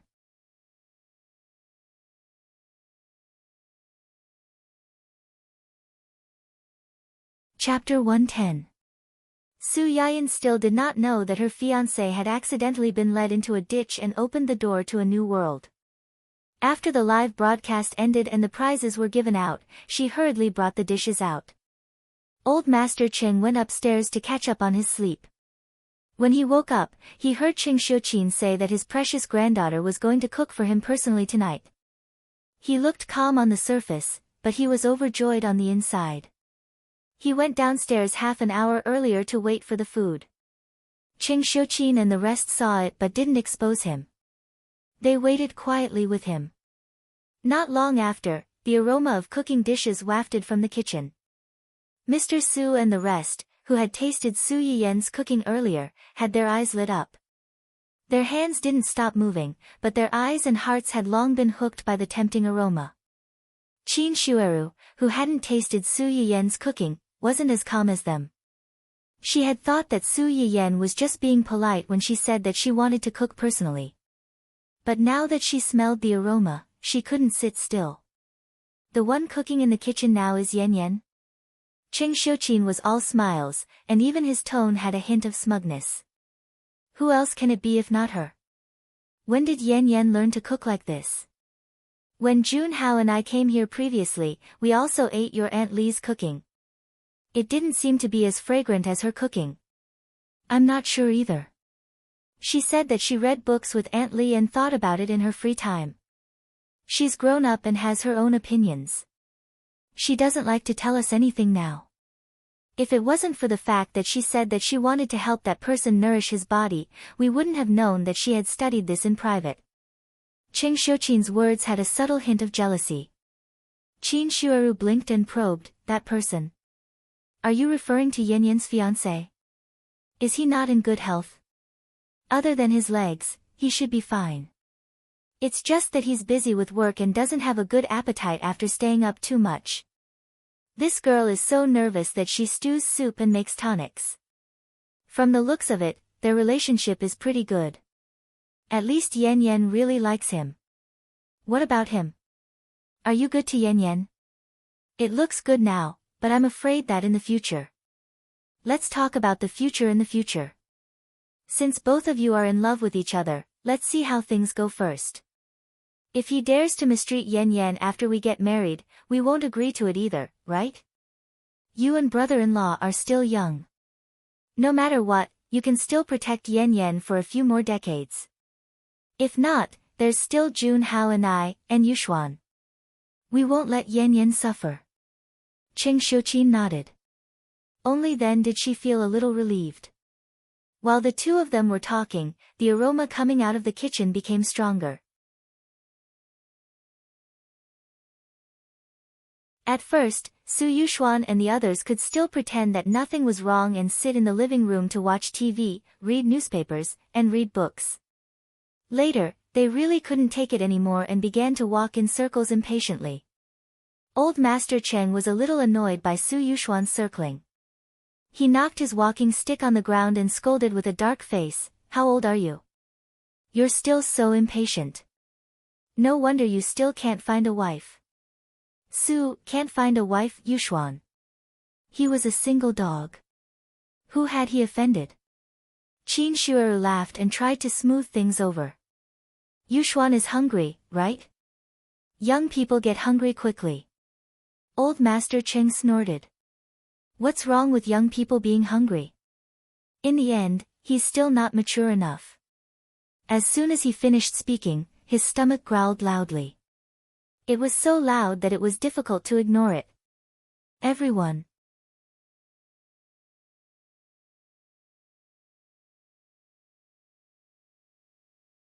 Chapter 111. The empty hall suddenly fell into a dead silence, and the atmosphere instantly became extremely awkward. Just as Su Yuxuan was hesitating about whether to break the silence and give the old man a way out, a tempting aroma of rice wafted out from the kitchen. A certain someone's stomach growled again, louder and more hurried than before. Everyone, Grandpa Cheng. Do I not care about my reputation? Ahem. In the end, it was Su Yuxuan's father who was smart enough to break the silence. He gave Su Yuxuan a look and said, "Yuxuan, go tell Yayan to hurry up. She's been dawdling for so long. If she drags on any longer, it'll be time for supper." Su Yuxuan understood and turned to walk to the kitchen. The others did not mention what had just happened. Grandpa Cheng, on the other hand, was embarrassed. He snorted coldly, turned his face away awkwardly, and did not say anything else. However, the corner of his eyes that unconsciously glanced at the kitchen betrayed him in the end. Cheng Xiuqin and the others knew his temperament. They held back their laughter and did not expose him at this time. Su Yuxuan had just walked to the kitchen door when he bumped into Su Yiyan, who was walking out with dishes. His eyes lit up immediately. Is everything done? Su Yiyan was also stunned when she saw him. It's done. Why are you here? Isn't it because your dishes are too fragrant? Our cravings have been aroused. Grandpa and the others are also hungry, so I came to ask if it's done. If it's not done well, we'll all starve to death. You're exaggerating. Su Yiyen was amused by him. Okay, I cooked a lot at night, so it took a little longer. There are still a few dishes inside. Before Su Yiyen could finish, he was interrupted. I'll do it. You go out first, and I'll carry the rest. Su Yiyen saw that her brother was overly enthusiastic, so she did not refuse. She took the 2 dishes in her hands and stepped out first. It's time to eat. At Su Yiyen's command, several people immediately put down the newspapers, books, and remote controls in their hands and sat down at the dining table as fast as they could. The way they looked at the food was like a hungry wolf that had not eaten for a few days. This bowl of porridge is specially prepared for Grandpa. The millet nourishes the stomach and the pumpkin detoxifies the toxins. It's good for Grandpa to eat some at night. Su Yiyen took the millet pumpkin porridge from Su Yuxuan and pushed it to the old man with a faint smile. Old Master Cheng looked at the pumpkin porridge that was unique to him and raised his eyebrows slightly, revealing a hint of pride. It was as if he was saying, Look, in my precious granddaughter's heart, I am indeed the most special one. All of you juniors have to step aside. Cheng Xiuqin and the others were indeed a little jealous when they heard that. However, the old master was an elder after all, and they did not want to argue with him. The dishes were served one after another. There were 4 dishes, 2 soups, and a sweet soup after dinner. It was a little too little for 6 people. Fortunately, although there were not many dishes, the portions were not small. The few people ate to their heart's content, especially old Master Cheng. This tomato is quite delicious. It's sweet and sour. It's very appetizing. Su Yiyen smiled. Tomatoes are rich in vitamins. They can lower blood pressure and fat, and they can prevent cancer and stroke. It's just right for Grandpa's current physique. If Grandpa likes it, eat more. I'll make more for you next time.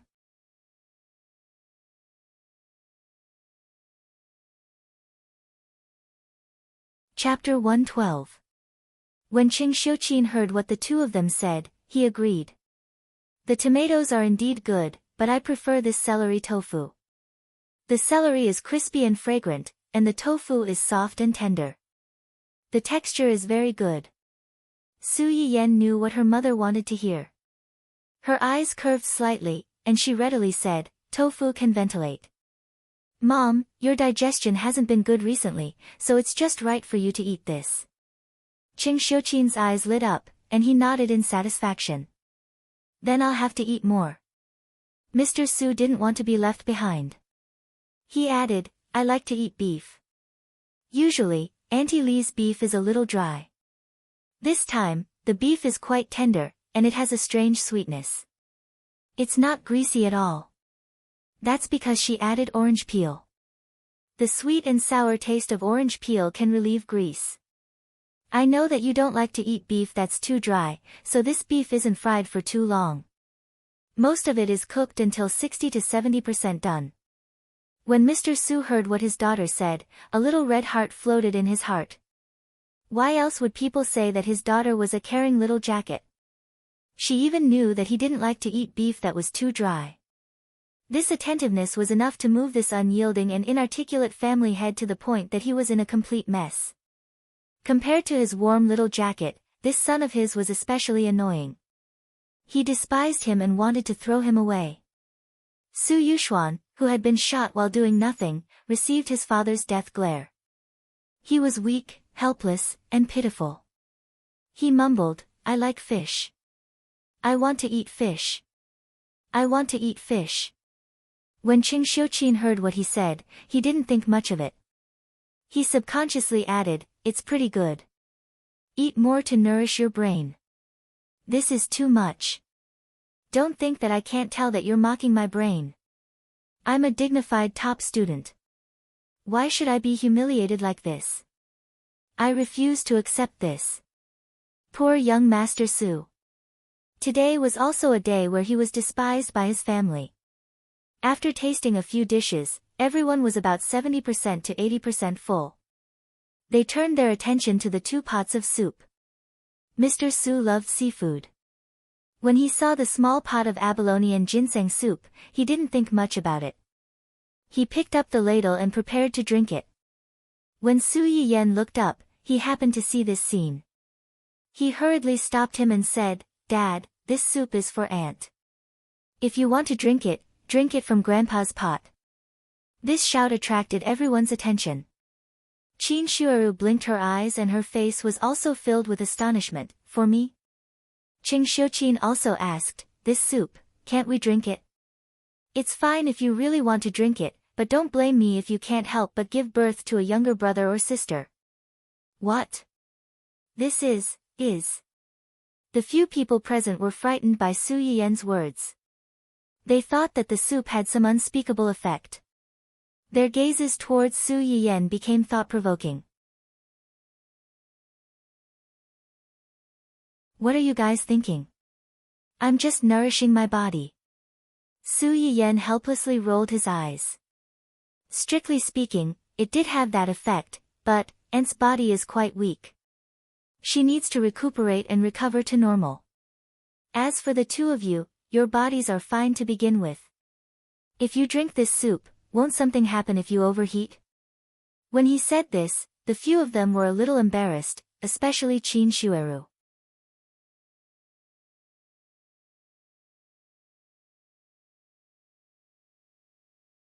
Chapter 113. As if she could read Qin Shuaru's mind, Su Yiyen took the initiative to get a bowl of soup for her.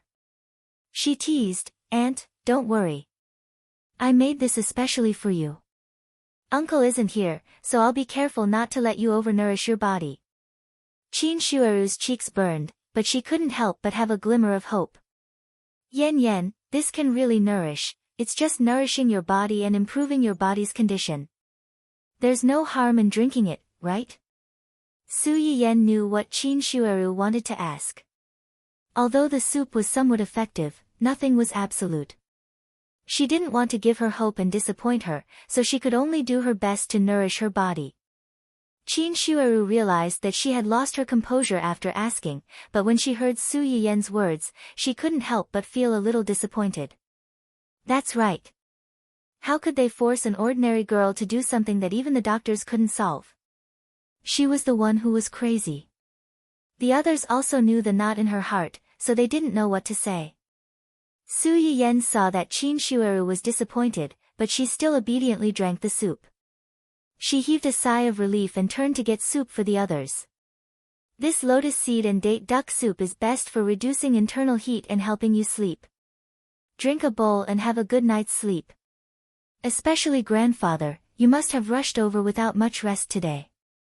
You must have a good night's sleep. It's best if you can sleep until noon tomorrow. Old Master Cheng was old and didn't sleep much. Usually, he couldn't sleep even if he wanted to. When he heard Su Yiyen's words, he laughed and said, "All right, grandfather will see if I can sleep until noon tomorrow after drinking this soup." After saying that, he picked up the soup and drank a few mouthfuls. The warm soup slid all the way into his stomach and spread to his limbs and bones. It was already a little cold at the end of autumn, so to be able to drink a mouthful of hot soup was definitely enjoyable. After Old Master Cheng drank a bowl of soup, he felt his entire body heat up and his mood improve. However, not long after, he seemed to have thought of something. His face darkened and he snorted. "Don't think that just because you cooked such a big table of dishes to please grandfather, I won't care about you and that brat with the family Hua. Then what can we do to appease your anger and accept us?" Su Yiyen used "we" instead of "him." It was clear that he had made up his mind that it had to be him. Old Master Cheng was both angry and curious about this man who could make his granddaughter so devoted to him. "Ask him out tomorrow and we'll talk about it. He said he's going to get married. I haven't even seen his face before. What's going on?" Yes. I'll contact him in a while and have him prepare for your inspection at any time. That's more like it.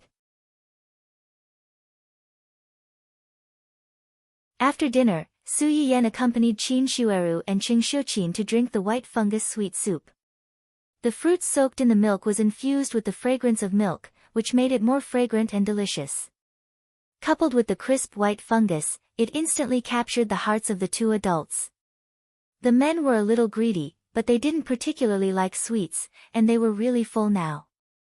It wasn't good to fight with the girls, so they didn't have much of an opinion. After dinner, Mr. Su and the others still had something to do. Old Master Cheng and Qin Shueru were also a little tired, so they went upstairs first. Su Yiyan saw that they had left and hurried back to her room. As soon as she closed the door, a familiar notification sounded in her mind.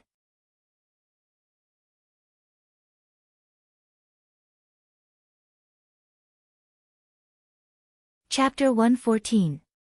Su Yiyan suppressed the excitement in her heart and replied excitedly, "Yes. Congratulations to the host for reaching level 3. The upgrade package has been sent to the host's mailbox. Please check it. In addition, the progress bar for snatching the original female protagonist's Goldfinger has been added. Please continue to work hard and strive to obtain the fate of the world as soon as possible to change your destiny." Goldfinger progress bar. Su Yiyan was stunned for a moment.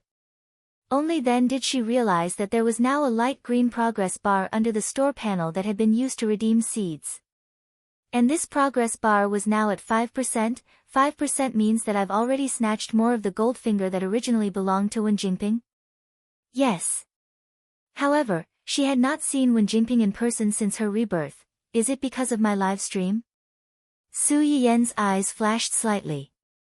Sure enough, choosing to live stream on the same platform as Wen Jingping was the right choice.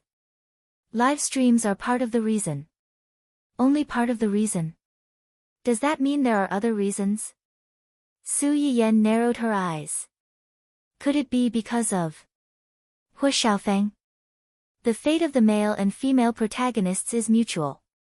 If something happens to the male protagonist, the female protagonist will also be affected. The system has detected that the male protagonist's favorability towards the female protagonist has decreased due to his injury. The male protagonist's family's favorability towards the female protagonist is also decreasing. This news surprised Su Yiyan. Hu Xiaofeng had been beaten up by her. Shouldn't Wen Jingping be by his side at this time to increase the favorability of Hu Xiaofeng and his parents? Why did her favorability drop instead? However, speaking of this, although Hu Xiaofeng was badly injured that day, at least he did not hit his head. He should have been sober enough to point out that she was the main culprit. However, after so long, he and his family did not come to her door to ask for an explanation. Su Yiyan did not think that the family was so forgiving that they would not say anything even after being beaten up. The only possibility was that he had been stopped by someone. There was no doubt as to who this person was. Su Yiyan pursed her lips. She wanted to find a way to treat Hu Qinhuan's leg as soon as possible. She couldn't care less about the progress bar. She couldn't wait to open the familiar upgrade gift pack. Su Yiyan stared at the spinning circle and subconsciously held her breath.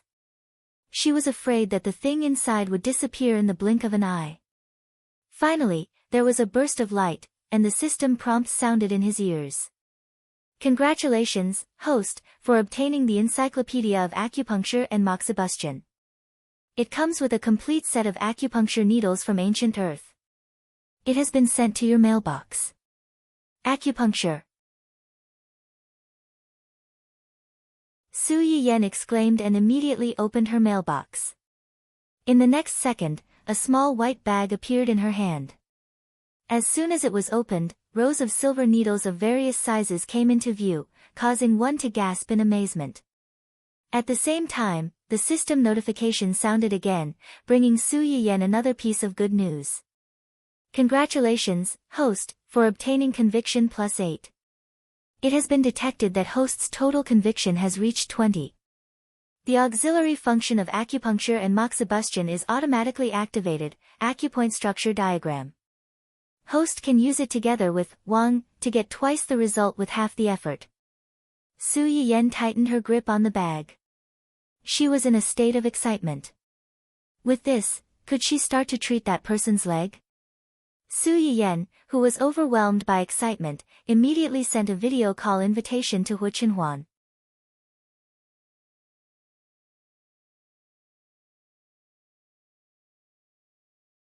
Chapter 115. Hu Qinhuan was quite happy to receive Su Yiyan's video call invitation, but when he heard her crying, his face sank. What's wrong? Who bullied you? Then he remembered that Su Yiyan had said that she wanted to go home to see her grandfather before they parted ways. Hu Qinhuan's heart couldn't help but skip a beat. He probed, "Did your grandfather say something to you? Because of me?" "No." When Su Yiyan saw that Hu Qinhuan had misunderstood, she hurriedly shook her head. "My grandfather isn't as strict as you think. He just said that he wanted to find time to meet you." "I'm fine. I'm just a little agitated." "Agitated?" Su Yiyan opened her mouth, wanting to say something, but suddenly stopped. She took a deep breath and said cheerfully, "Yes." Although I was mentally prepared before this, I knew that even if they didn't agree to our relationship, they would definitely persist until the end. But when I saw that they understood me unconditionally and supported me, I realized that I didn't care as much as I thought. Especially my grandfather. When I was young, my parents didn't have time to take care of me. Grandfather practically raised me single-handedly. Now that I can get his understanding and support, I feel a lot more relaxed. I'm very happy. Su Yiyan's words weren't false, but Hu Qinhuan still felt that there was something fishy about it. However, he didn't harp on it and insist on getting to the bottom of it. Just like when he learned from Su Yiyan's father that she already knew that he had liked her for many years. Even though he was extremely curious about how Su Yiyan knew this, he still forced himself to remain silent. He didn't want Su Yiyan to think that he was too overbearing, too autocratic, and didn't want to give her any privacy. They're very good to you. It's normal for you to care about what they think. Hu Qinhuan paused. I'm sorry. I've made things difficult for you. What nonsense are you saying? This is my choice. Besides, what's there to make things difficult for? I don't think choosing you is a difficult thing for me. Do you have so little confidence in yourself? Hu Qinhuan stared into Su Yiyan's eyes without saying a word. Su Yiyan, on the other hand, read a lot of things from it. She subconsciously said the words that were hidden in her heart, Qinhuan, if there is a way to cure your leg, do you mind? What? Hu Qinhuan's focus was obviously a little off. He faintly stared at Su Yiyan and said word by word, do you mind my leg being like this? Su Yiyan was stunned. She felt helpless and distressed. I don't mind. No matter what you become, as long as you're still Hu Qinhuan, I don't mind. However, you seem to have misunderstood. What I mean is, if there really is a way to cure your leg, are you willing to try it? Hu Qinhuan clearly saw the expectation in Su Yiyan's eyes. His heart trembled slightly, and he said hoarsely, I'm willing. If possible, who would be willing to be a cripple who even needed to rely on external help to travel? Hearing these 3 words, Su Yiyan's eyes immediately turned red. I will definitely cure you. I will. I promise. Hu Qinhuan was stunned. Then, the corners of his mouth lifted into a gentle arc. He softly replied, okay. Su Yiyan was amused by his attitude of coaxing a child. She said in annoyance and amusement, you don't even know what I'm going to do.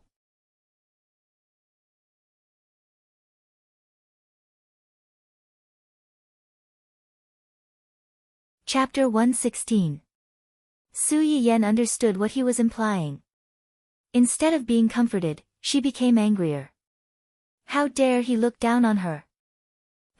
After she cured him, she would definitely take revenge on him for looking down on her and doubting her today.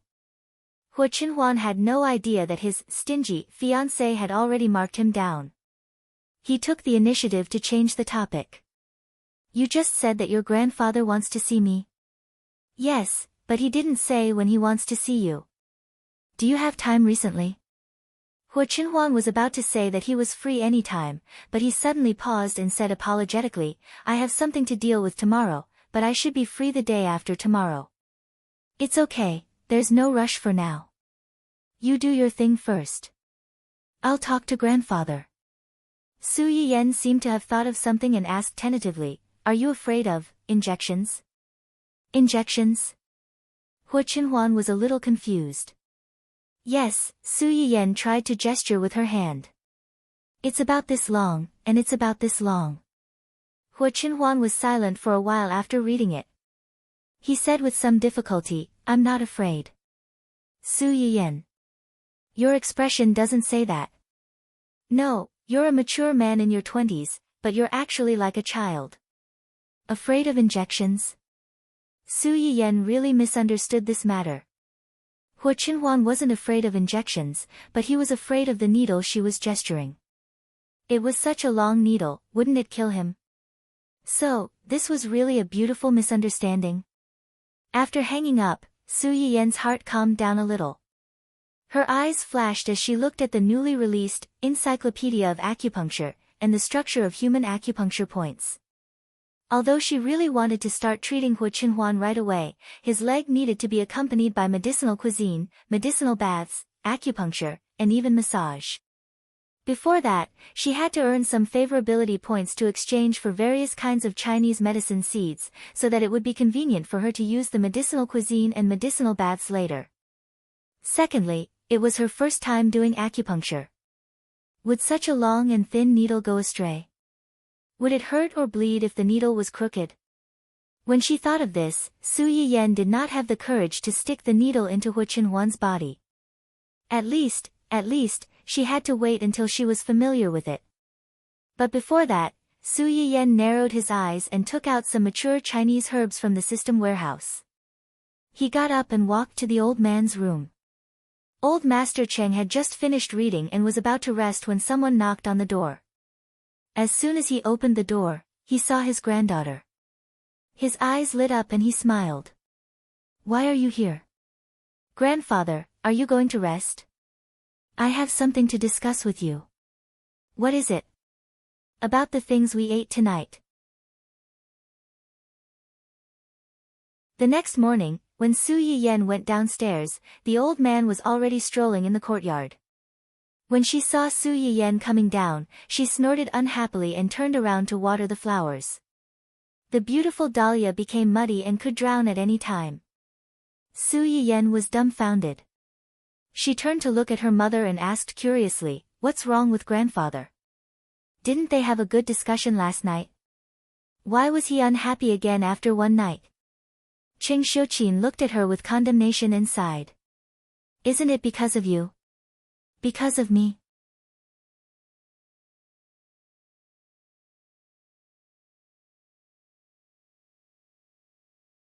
Chapter 117. At first, old Master Cheng ignored Dun Dun, but after spending some time with it, his attitude towards it changed completely. Now, he liked to follow it everywhere. Su Yiyan would always bring Dun Dun home during winter and summer vacations. Every time he brought it home, old Master Cheng would help him take care of it.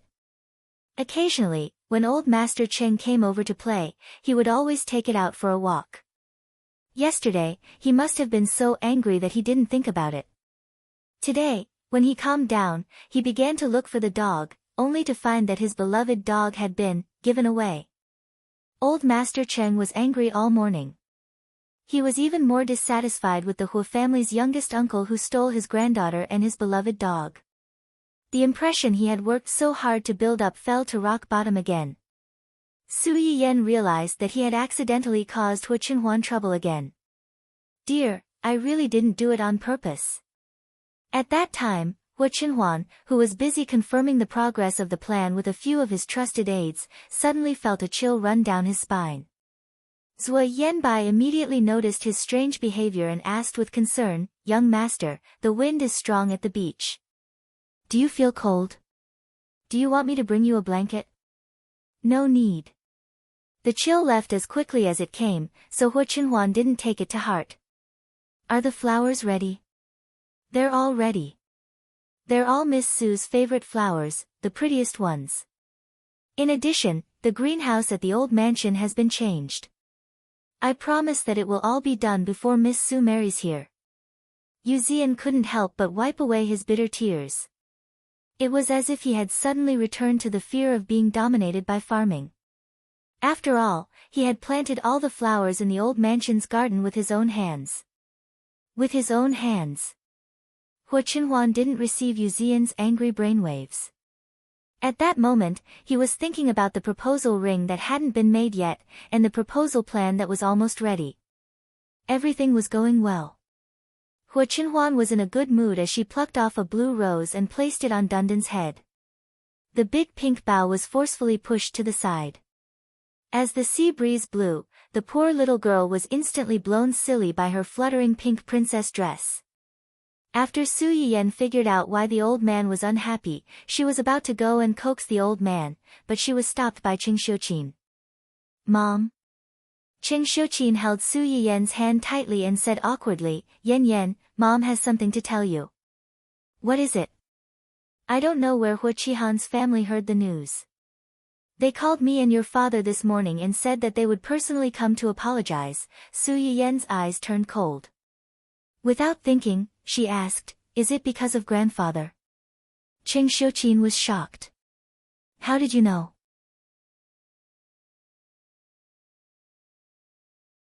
When the Su family and the Hua family decided to unite by marriage, the Su family's conditions were actually slightly worse than the Hua family's. However, Hua Qihan's family was far more enthusiastic about this marriage than the Su family. The key to this was Qing Xiuqin's family. Qing Xiuqin's family was originally an aristocratic and scholarly family.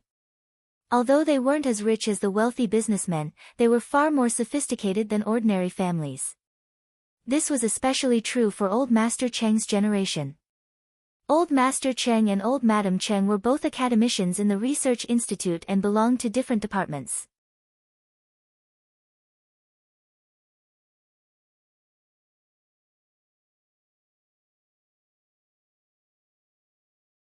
How did you reply to them? How else could I reply? Qing Xiuqin snorted coldly. Just say that we appreciate their kindness and don't need to come over. Otherwise, we'll be annoyed when we see them. Su Yiyan laughed. That's very direct. They must be mad, right? So what if they're mad? They've already shed all pretense of cordiality. If they really go mad because of this, I'll immediately ask your brother to buy a truck full of firecrackers and set them off for 3 days and 3 nights to celebrate. I'm afraid that they're too thick-skinned. After they're done being angry, they'll have the cheek to come uninvited. Qing Xiuqin's expression changed slightly. Don't say that. It's really possible. No, I'll ask your father to borrow a few hunting dogs from his friend.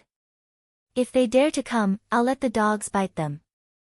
I guarantee that they'll regret coming.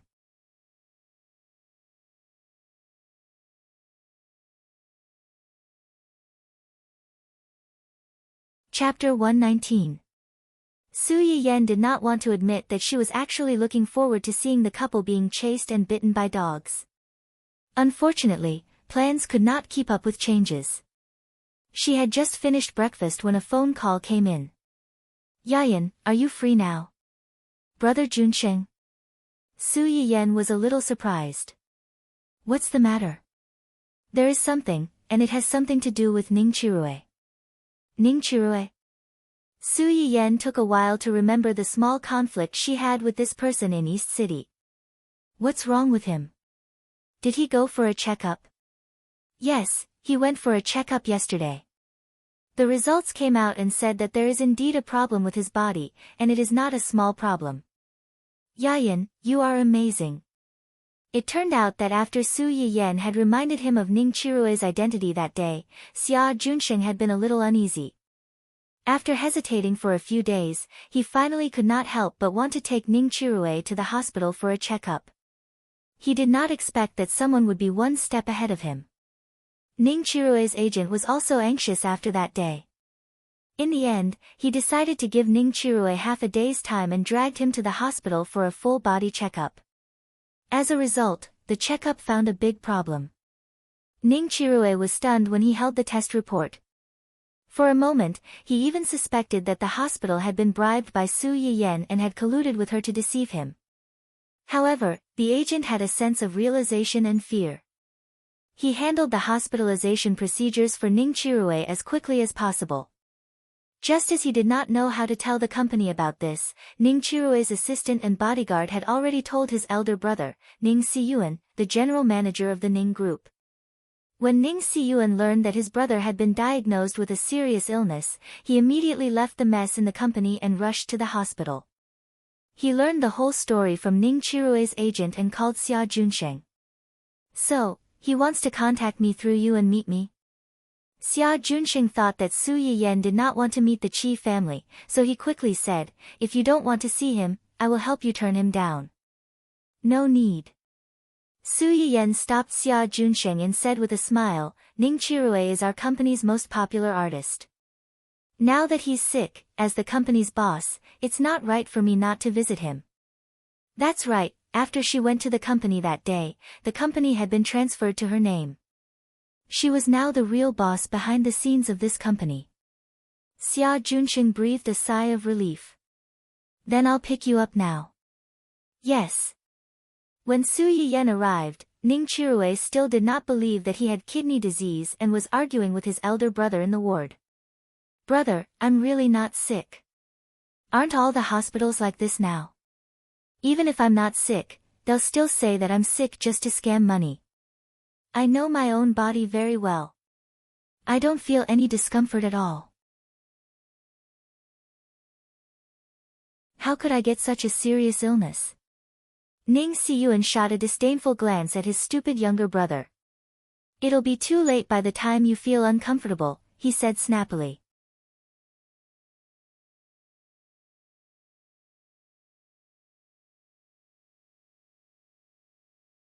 Chapter 120.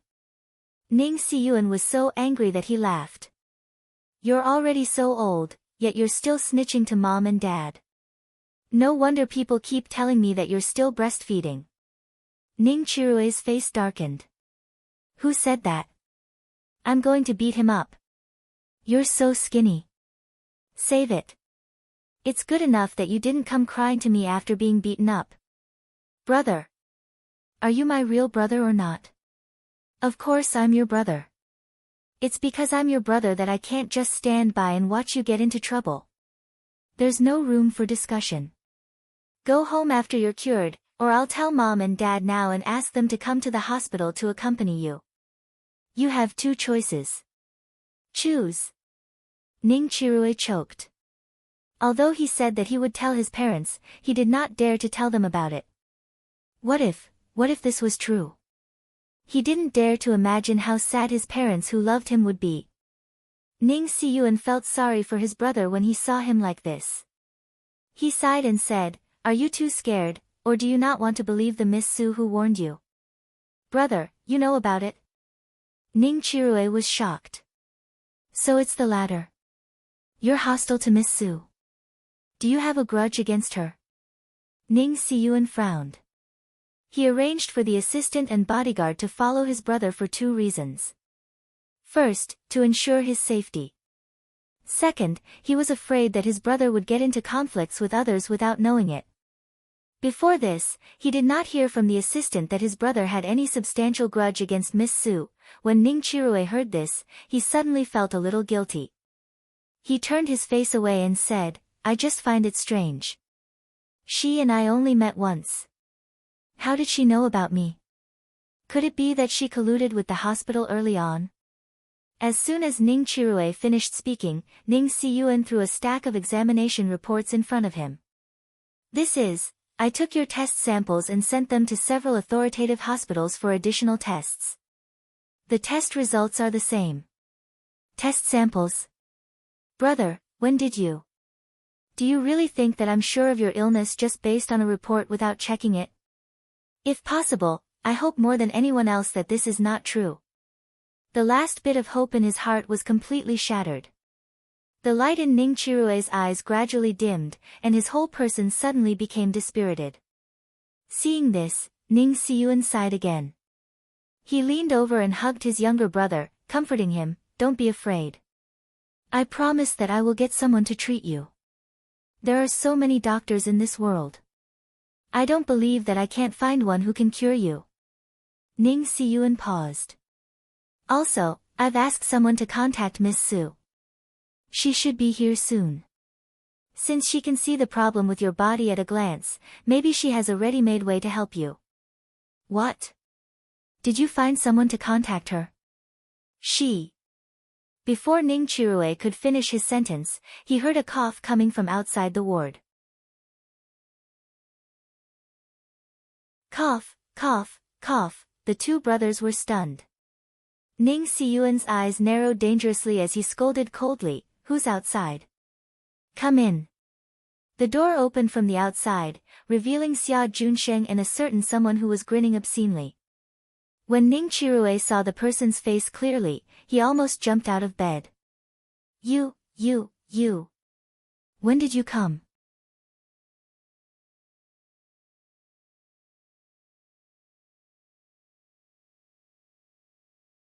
Chapter 121. Su Yiyan did not have a good impression of the eldest son of the Ning family, but he did not have a bad impression of him either. Although this person looked serious, he was actually very fond of his younger brother. In the previous life, after Ning Chirue's death, he had helped Wen Jingping several times because of his younger brother's last words and his mother's pleas. Even his friends and subordinates suspected that he was treating Wen Jingping differently because he had taken a fancy to her. Later on, Hua Chunhuan asked him this question when they bumped into each other on the road. Su Yiyan was beside Hua Chunhuan at that time and clearly heard him say, she was the only person Chirue could not let go of before he passed away. "If she died, my mother's only hope would be gone. I can't take this risk. I'm even more afraid that I won't be able to face Chirue when I'm in the afterlife." In short, he was not interested in Wen Jingping at all. It was only because his younger brother did not want his mother to lose her emotional support that he had no choice but to protect this ordinary woman. When Hu Xiaofeng and Wen Jingping bit the hand that fed them and tried to take over the Qi family's assets, Ning Siyuan was not oblivious. He tried to resist. However, just like Su Yiyan in the previous life, Hu Xiaofeng was not even 1/10 of Ning Siyuan's ability. If the two of them really fought, there was almost no doubt who would win. However, Hu Xiaofeng had the halo of a protagonist, so all his talents and abilities had to be put aside. He was just about to make a move on the Ning family when Ning Siyuan met with an accident. Once Ning Siyuan fell, the Ning family quickly fell into chaos. Hu Xiaofeng took advantage of the situation without any effort. They, who were used as stepping stones, were the ones who suffered the most. Thinking of this, Su Yiyan felt pity for the person in front of him. They were in the same boat. Ning Siyuan saw that Su Yiyan had revealed his identity as soon as they met. His eyes flashed, but he did not say anything in the end. On the other hand, when Ning Chirue heard that Su Yiyan had been standing outside the door for a while, he realized that the person in question had overheard everything he had just said to his brother. He was furious. "Why didn't you say anything when you came? Don't you know that eavesdropping on other people's conversations is impolite and immoral?" Chirue. Ning Siyuan scolded Ning Chirue in disapproval. Ning Chirue was still a little afraid of his brother, so he shut his mouth in embarrassment. However, his eyes were still glaring angrily at Su Yiyan. He looked like a bloated pufferfish. Su Yiyan was amused by his sullen look of being angry but not daring to speak. Second young Master Qi is right. It is indeed impolite to eavesdrop on other people's conversations. It's just that when we arrived, we happened to hear the two of you talking about me.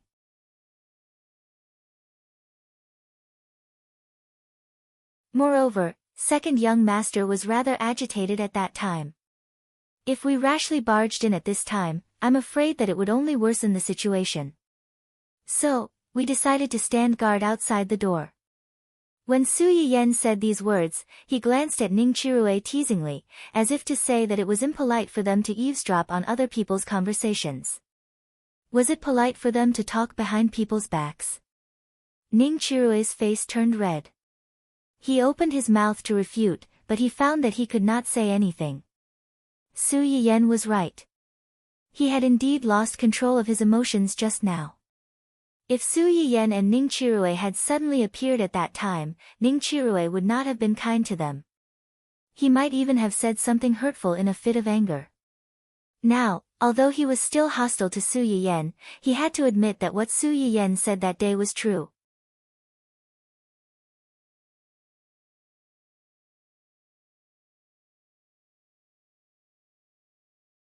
Chapter 122.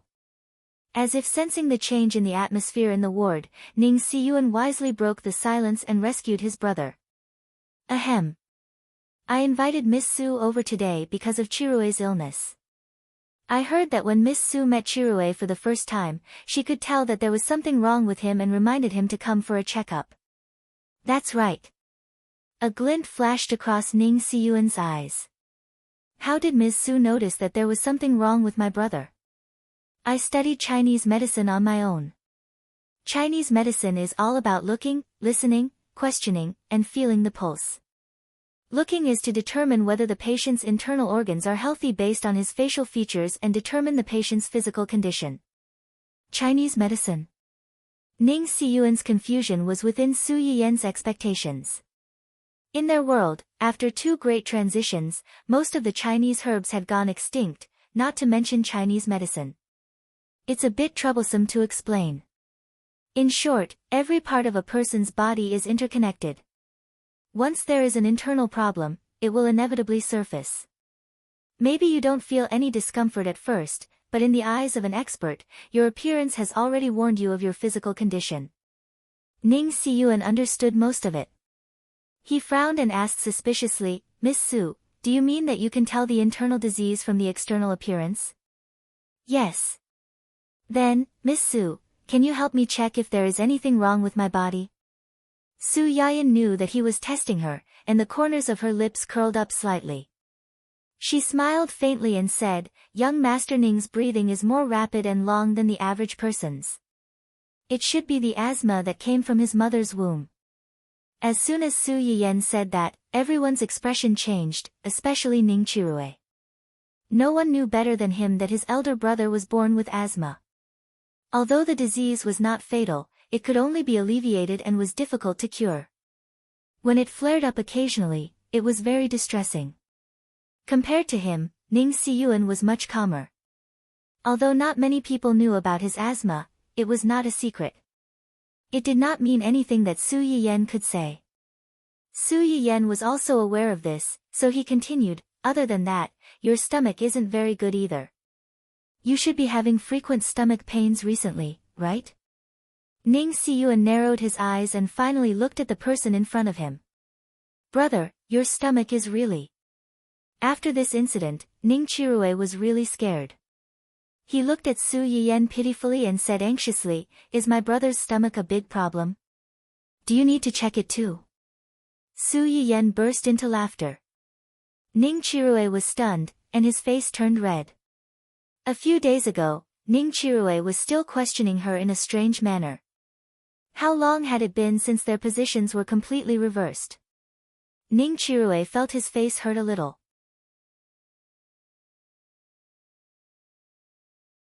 After Su Yiyen laughed, he didn't make things difficult for him.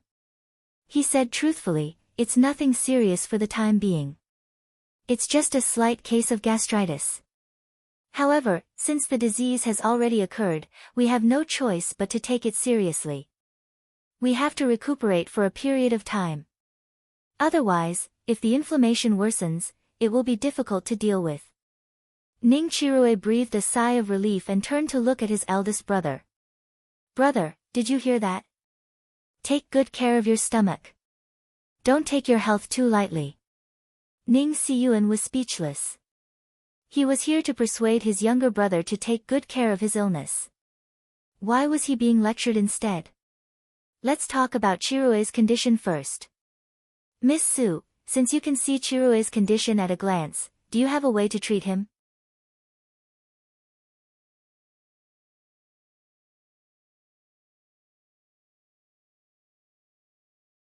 Chapter 123. Although she thought so, she did not show it on her face. Young Master Ning, you think too highly of me. Just because I can tell doesn't mean that I know how to treat it. Ning Siyuan looked at Su Yiyen's calm expression and his eyes darkened.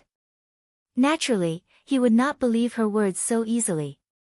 Others may not be able to do it, but it doesn't mean that Miss Su can't do it. Miss Su only met my useless brother once that day, and she was willing to remind him, a stranger she met by chance, to do this checkup. It shows that she is a kind and warm-hearted person. I don't think she can bear to see my brother get sick at such a young age and be involved with the hospital for the rest of his life, right? Putting on such a high hat was indeed a bit of moral kidnapping. Su Yiyen was silent and did not comment. Ning Siyuan continued, and I heard that Miss Su has taken over Dongqing recently. Dongqing spent a lot of effort on Chirui and put in a lot of effort to get him to where he is today. If Chirui can't continue to work because of his illness, Dongqing will have to bear some losses. Su Yiyen was not surprised that Ning Siyuan knew about Dongqing's change of ownership. How could this hidden brother complex know nothing about the company his brother signed with? On the contrary, Ning Chirui seemed to have just learned the news and was thunderstruck. What? She took over Dongqing. Doesn't that mean she became his boss? Su Yiyen looked at his shocked face and wanted to tease him. She smiled and said, that's right. Dongqing was originally my family's business, and it was transferred to my name 2 days ago.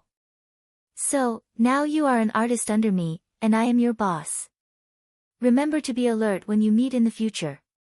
Don't be as reckless as before. Otherwise, if you make me unhappy, do you believe that I'll freeze you? Ning Chirue's face turned green and white. He was angry and wrung his hands. Su Yiyen laughed and did not continue to tease him. She turned her attention back to Ning Siyuan. Dongqing has put in a lot of effort and resources to support Ning Chirui.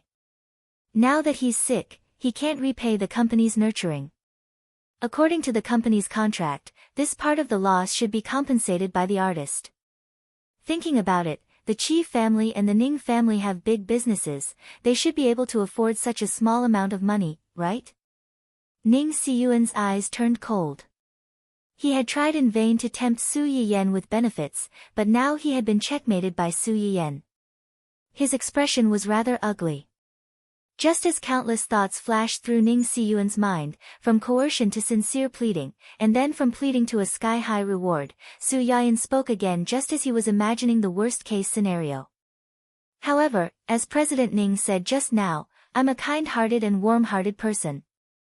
I really can't watch someone die in front of me. Even if it's just a small life. Ning Chirui was speechless.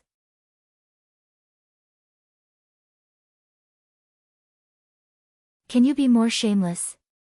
How could anyone boast and praise themselves like this?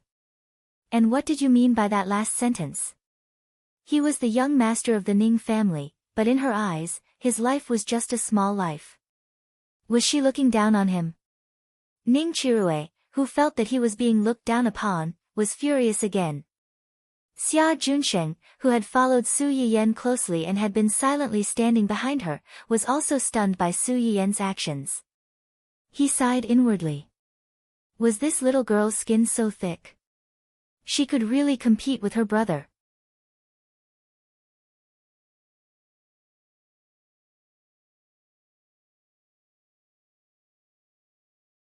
Chapter 124. Ning Siyuan did not care about that. His emotions were like a roller coaster that went up and down, and he was unsettled. Miss Su, do you mean that he can be cured? Su Yiyen did not comment. She picked up the test results beside the bed and glanced at them. She knew why Ning Siyuan was so anxious. Even with her reminder, Ning Chirue's kidney disease was still the same as in her previous life. It began to flare up and deteriorate. The deterioration was usually rapid and irreversible. The final conclusion of the test results was that the patient should be hospitalized as soon as possible and cooperate with the doctor to control the disease and prevent it from worsening. However, it was only control. No one could guarantee that he could be cured. The longer the disease was delayed, the more serious it would be and the harder it would be to control it. Ning Siyuan saw the change in Su Yiyan's expression and his heart skipped a beat. He was afraid that something unexpected would happen. Miss Su, I can try, but I have a condition. Miss Su, please tell me. Ning Siyuan's eyes flashed. He thought that Su Yiyan would ask for an exorbitant price, but, during the treatment process, the patient needs to cooperate with me 100%. No matter what treatment plan I come up with, he can't have any objections. In addition, you and your family can't interfere with my treatment process. That's all. That's all. Su Yiyan was too lazy to beat around the bush. I'll try if I can do it. If I can't, then forget it. I won't force you. Wait. Ning Siyuan was decisive. When he saw that Su Yiyan was about to leave, he quickly said, I can agree to your conditions. Brother. Shut up. The patient has no right to speak. Ning Chirue was speechless. Did he have to be so authoritarian? What was wrong with the patient? The patient was human too. I can agree to all the conditions that Miss Su just mentioned, but Miss Su, you have to let me know first, right? As long as we agree to your conditions, can you guarantee that you can cure my brother? President Ning, you think too highly of me. Even the best doctor in the world can't make such a promise to the patient. Ning Siyuan's face darkened. Are you kidding me? Su Yiyan met his gaze without a trace of fear. I just said I'll try. From her point of view, helping Ning Chirue was a risky endeavor. She was not foolish enough to boast to Ning Siyuan at this point in time. It would be a strenuous and unrewarding task for her. The two of them stared at each other in silence for a long time. In the end, it was Ning Siyuan who broke the silence. Even if there's no guarantee that I'll be cured, Miss Su must have some expectations in her heart. May I ask how confident Miss Su is? Su Yiyan's eyes flashed and gave a more conservative estimate, 60%. But if your brother cooperates actively and your family doesn't interfere, we can raise it to 80%.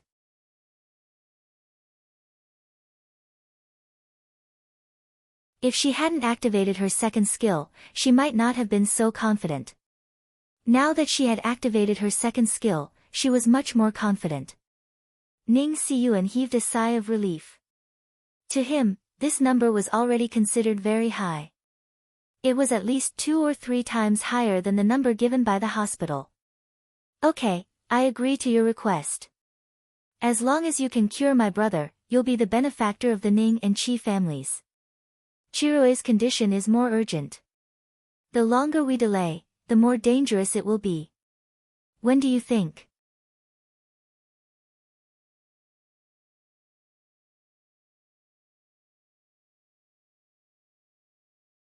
Chapter 125. The few of them did not even realize where Su Yiyan had taken this out from. They all stared blankly at the acupuncture bag in her hand and asked doubtfully, this is. Su Yiyan opened the small bag, and in an instant, a row of shiny thin needles came into view in the room. Ning Chirue suddenly had an ominous feeling in his heart. Xia Junxing could not help but gasp and asked tentatively, Yiyan, are these needles going to be inserted into Chirue's body? If not him, then who? Is there anyone else in this room who needs treatment? After Su Yiyan finished speaking, she seemed to have thought of something and looked at Xia Junsheng and Ning Siyuan. If you two want to be treated with me, I can also insert a few needles into your bodies. As soon as she finished speaking, Xia Junsheng and Ning Siyuan took a few steps back to distance themselves from Su Yiyan. No, no need. Our bodies are still considered healthy, and we will take care of ourselves in the future. You'd better treat Chirue first. Don't waste your talents on us.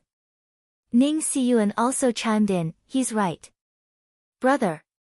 Ning Chirue did not expect that his brother, who had been so worried about his illness not long ago, would use him as a shield. Ah no, a shield. Ning Siyuan's heart softened when his brother called him that. He frowned slightly and was about to say something when he was interrupted by Su Yiyan. President Ning, we agreed to listen to my arrangements. Are you going back on your word? Ning Siyuan swallowed the words that were about to come out of his mouth. Ning Chirue was extremely anxious. Brother, that's a needle. It's so long and sharp. How painful would it be if it pierced into the body? Moreover, I've never heard of anyone saying that acupuncture can cure illnesses. She's using her position to avenge a personal grudge. Brother, can you bear to see me being bullied by her like this? If you've never heard of it, it only means that you're ignorant. If your illness could be cured using normal methods, your brother wouldn't be in such a hurry to find me. Special conditions require special treatment. We agreed that you'd listen to me. If you don't cooperate, I'm leaving. Ning Chirue choked.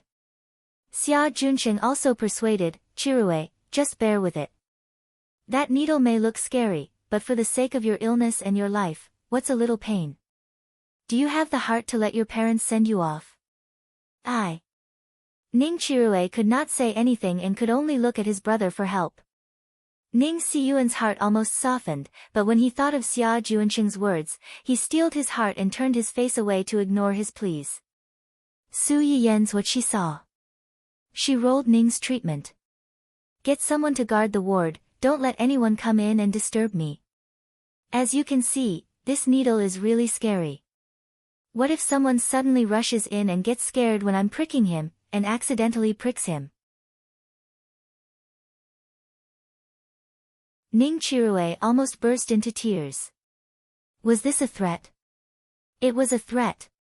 Ning Siyuan seemed to have finally realized how scary the person in front of him was. He quietly went out to help. A few minutes later, the required items were delivered. A few bodyguards were guarding the door. Su Yiyen straightened her face. First, she lit some mugwort. The room was filled with the fresh aroma of mugwort to soothe the patient's tense mind. Then, she took out the silver needles to disinfect them. She raised her hand and approached Ning Chirue.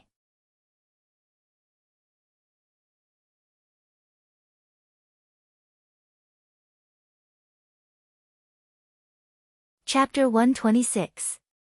Ning Siyuan and Xia Yanyan were shocked. They looked in the direction of the sound with their pale faces, only to see the inch-long needle hanging in front of his chest. It did not even break his skin. The two of them. It was not just the two of them. Su Yiyen was so shocked that her hand trembled. She took a closer look and realized that she had not stabbed him at all. Su Yiyen frowned. She looked at the spot and was about to stab him when she let out another long scream. The three people in the room. Close, scream, close again, scream again. After a few times, Su Yiyen felt that she was going deaf. Finally, she could not take it anymore and slammed the table beside her. What are you screaming for? The needle didn't even go in. What are you screaming for? Even girls don't scream as loudly as you do when they get injections. You're a big man, aren't you? Are you trying to raise your voice in front of a big boss like me so that you can recommend yourself and develop a side career? When Xia Junsheng heard Su Yiyen's words, his eyelids twitched. He reminded her, Yiyen, Chirue came from a talent show. Singing is his main job, not his side career. Su Yiyen was so angry that she laughed. Main job? No wonder he screamed so loudly. If I didn't know better, I would have thought that he was singing a folk song.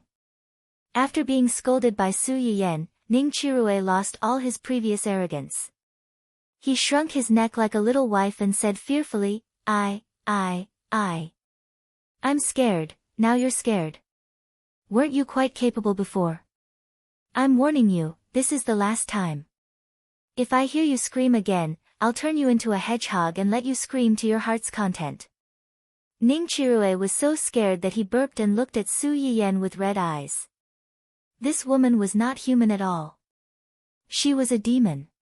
Su Yiyen was also troubled by his behavior. Forget it. Both of you come over and help me hold him down. Don't let him move. Ning Siyuan and Xia Junsheng wanted to stay as far away from Ning Chirue as possible, but they were called out. They looked at each other, and although they were reluctant, they still went forward and held Ning Chirue down.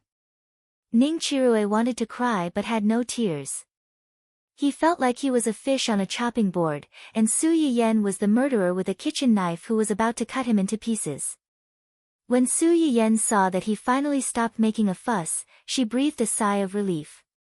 She focused her attention on the acupuncture point where she was about to insert the needle, and probed forward slightly. When Ning Chirue saw the tip of the needle approaching, he opened his mouth to scream, but his eldest brother covered his mouth first. He could only watch as Su Yiyen pierced the needle into his own flesh. It wasn't painful, but there was a strange feeling that made his hair stand on end. Ning Siyuan and the other man heaved a huge sigh of relief when they saw that the needle had finally penetrated the skin. Before he could rejoice, he saw a small stream of blood suddenly fly out from the place where the needle pierced. Although it was said to be a small amount, it was actually only 2 or 3 small drops of blood. However, it still brought a great deal of trauma to the people present. The atmosphere in the ward was a little awkward for a moment. Ning Chirue's face was pale, and he looked miserable as if he was about to die. Su Yiyen also realized that she seemed to have missed the needle by a little. She laughed awkwardly and said, "Ahem, I haven't practiced for too long, so I'm a little rusty." "It's not a big problem, it's not a big problem." The 3 people in the room were speechless. How was this not a big problem? You're tuning in to the Blissful Bookshelf YouTube channel. We're so grateful for your support, and don't forget to subscribe to join us on this incredible journey through captivating stories. Your generosity through donations truly makes a world of difference, as it's the primary source of revenue that allows me to expand and enhance this channel for you. Thank you from the bottom of my heart for being a part of this adventure.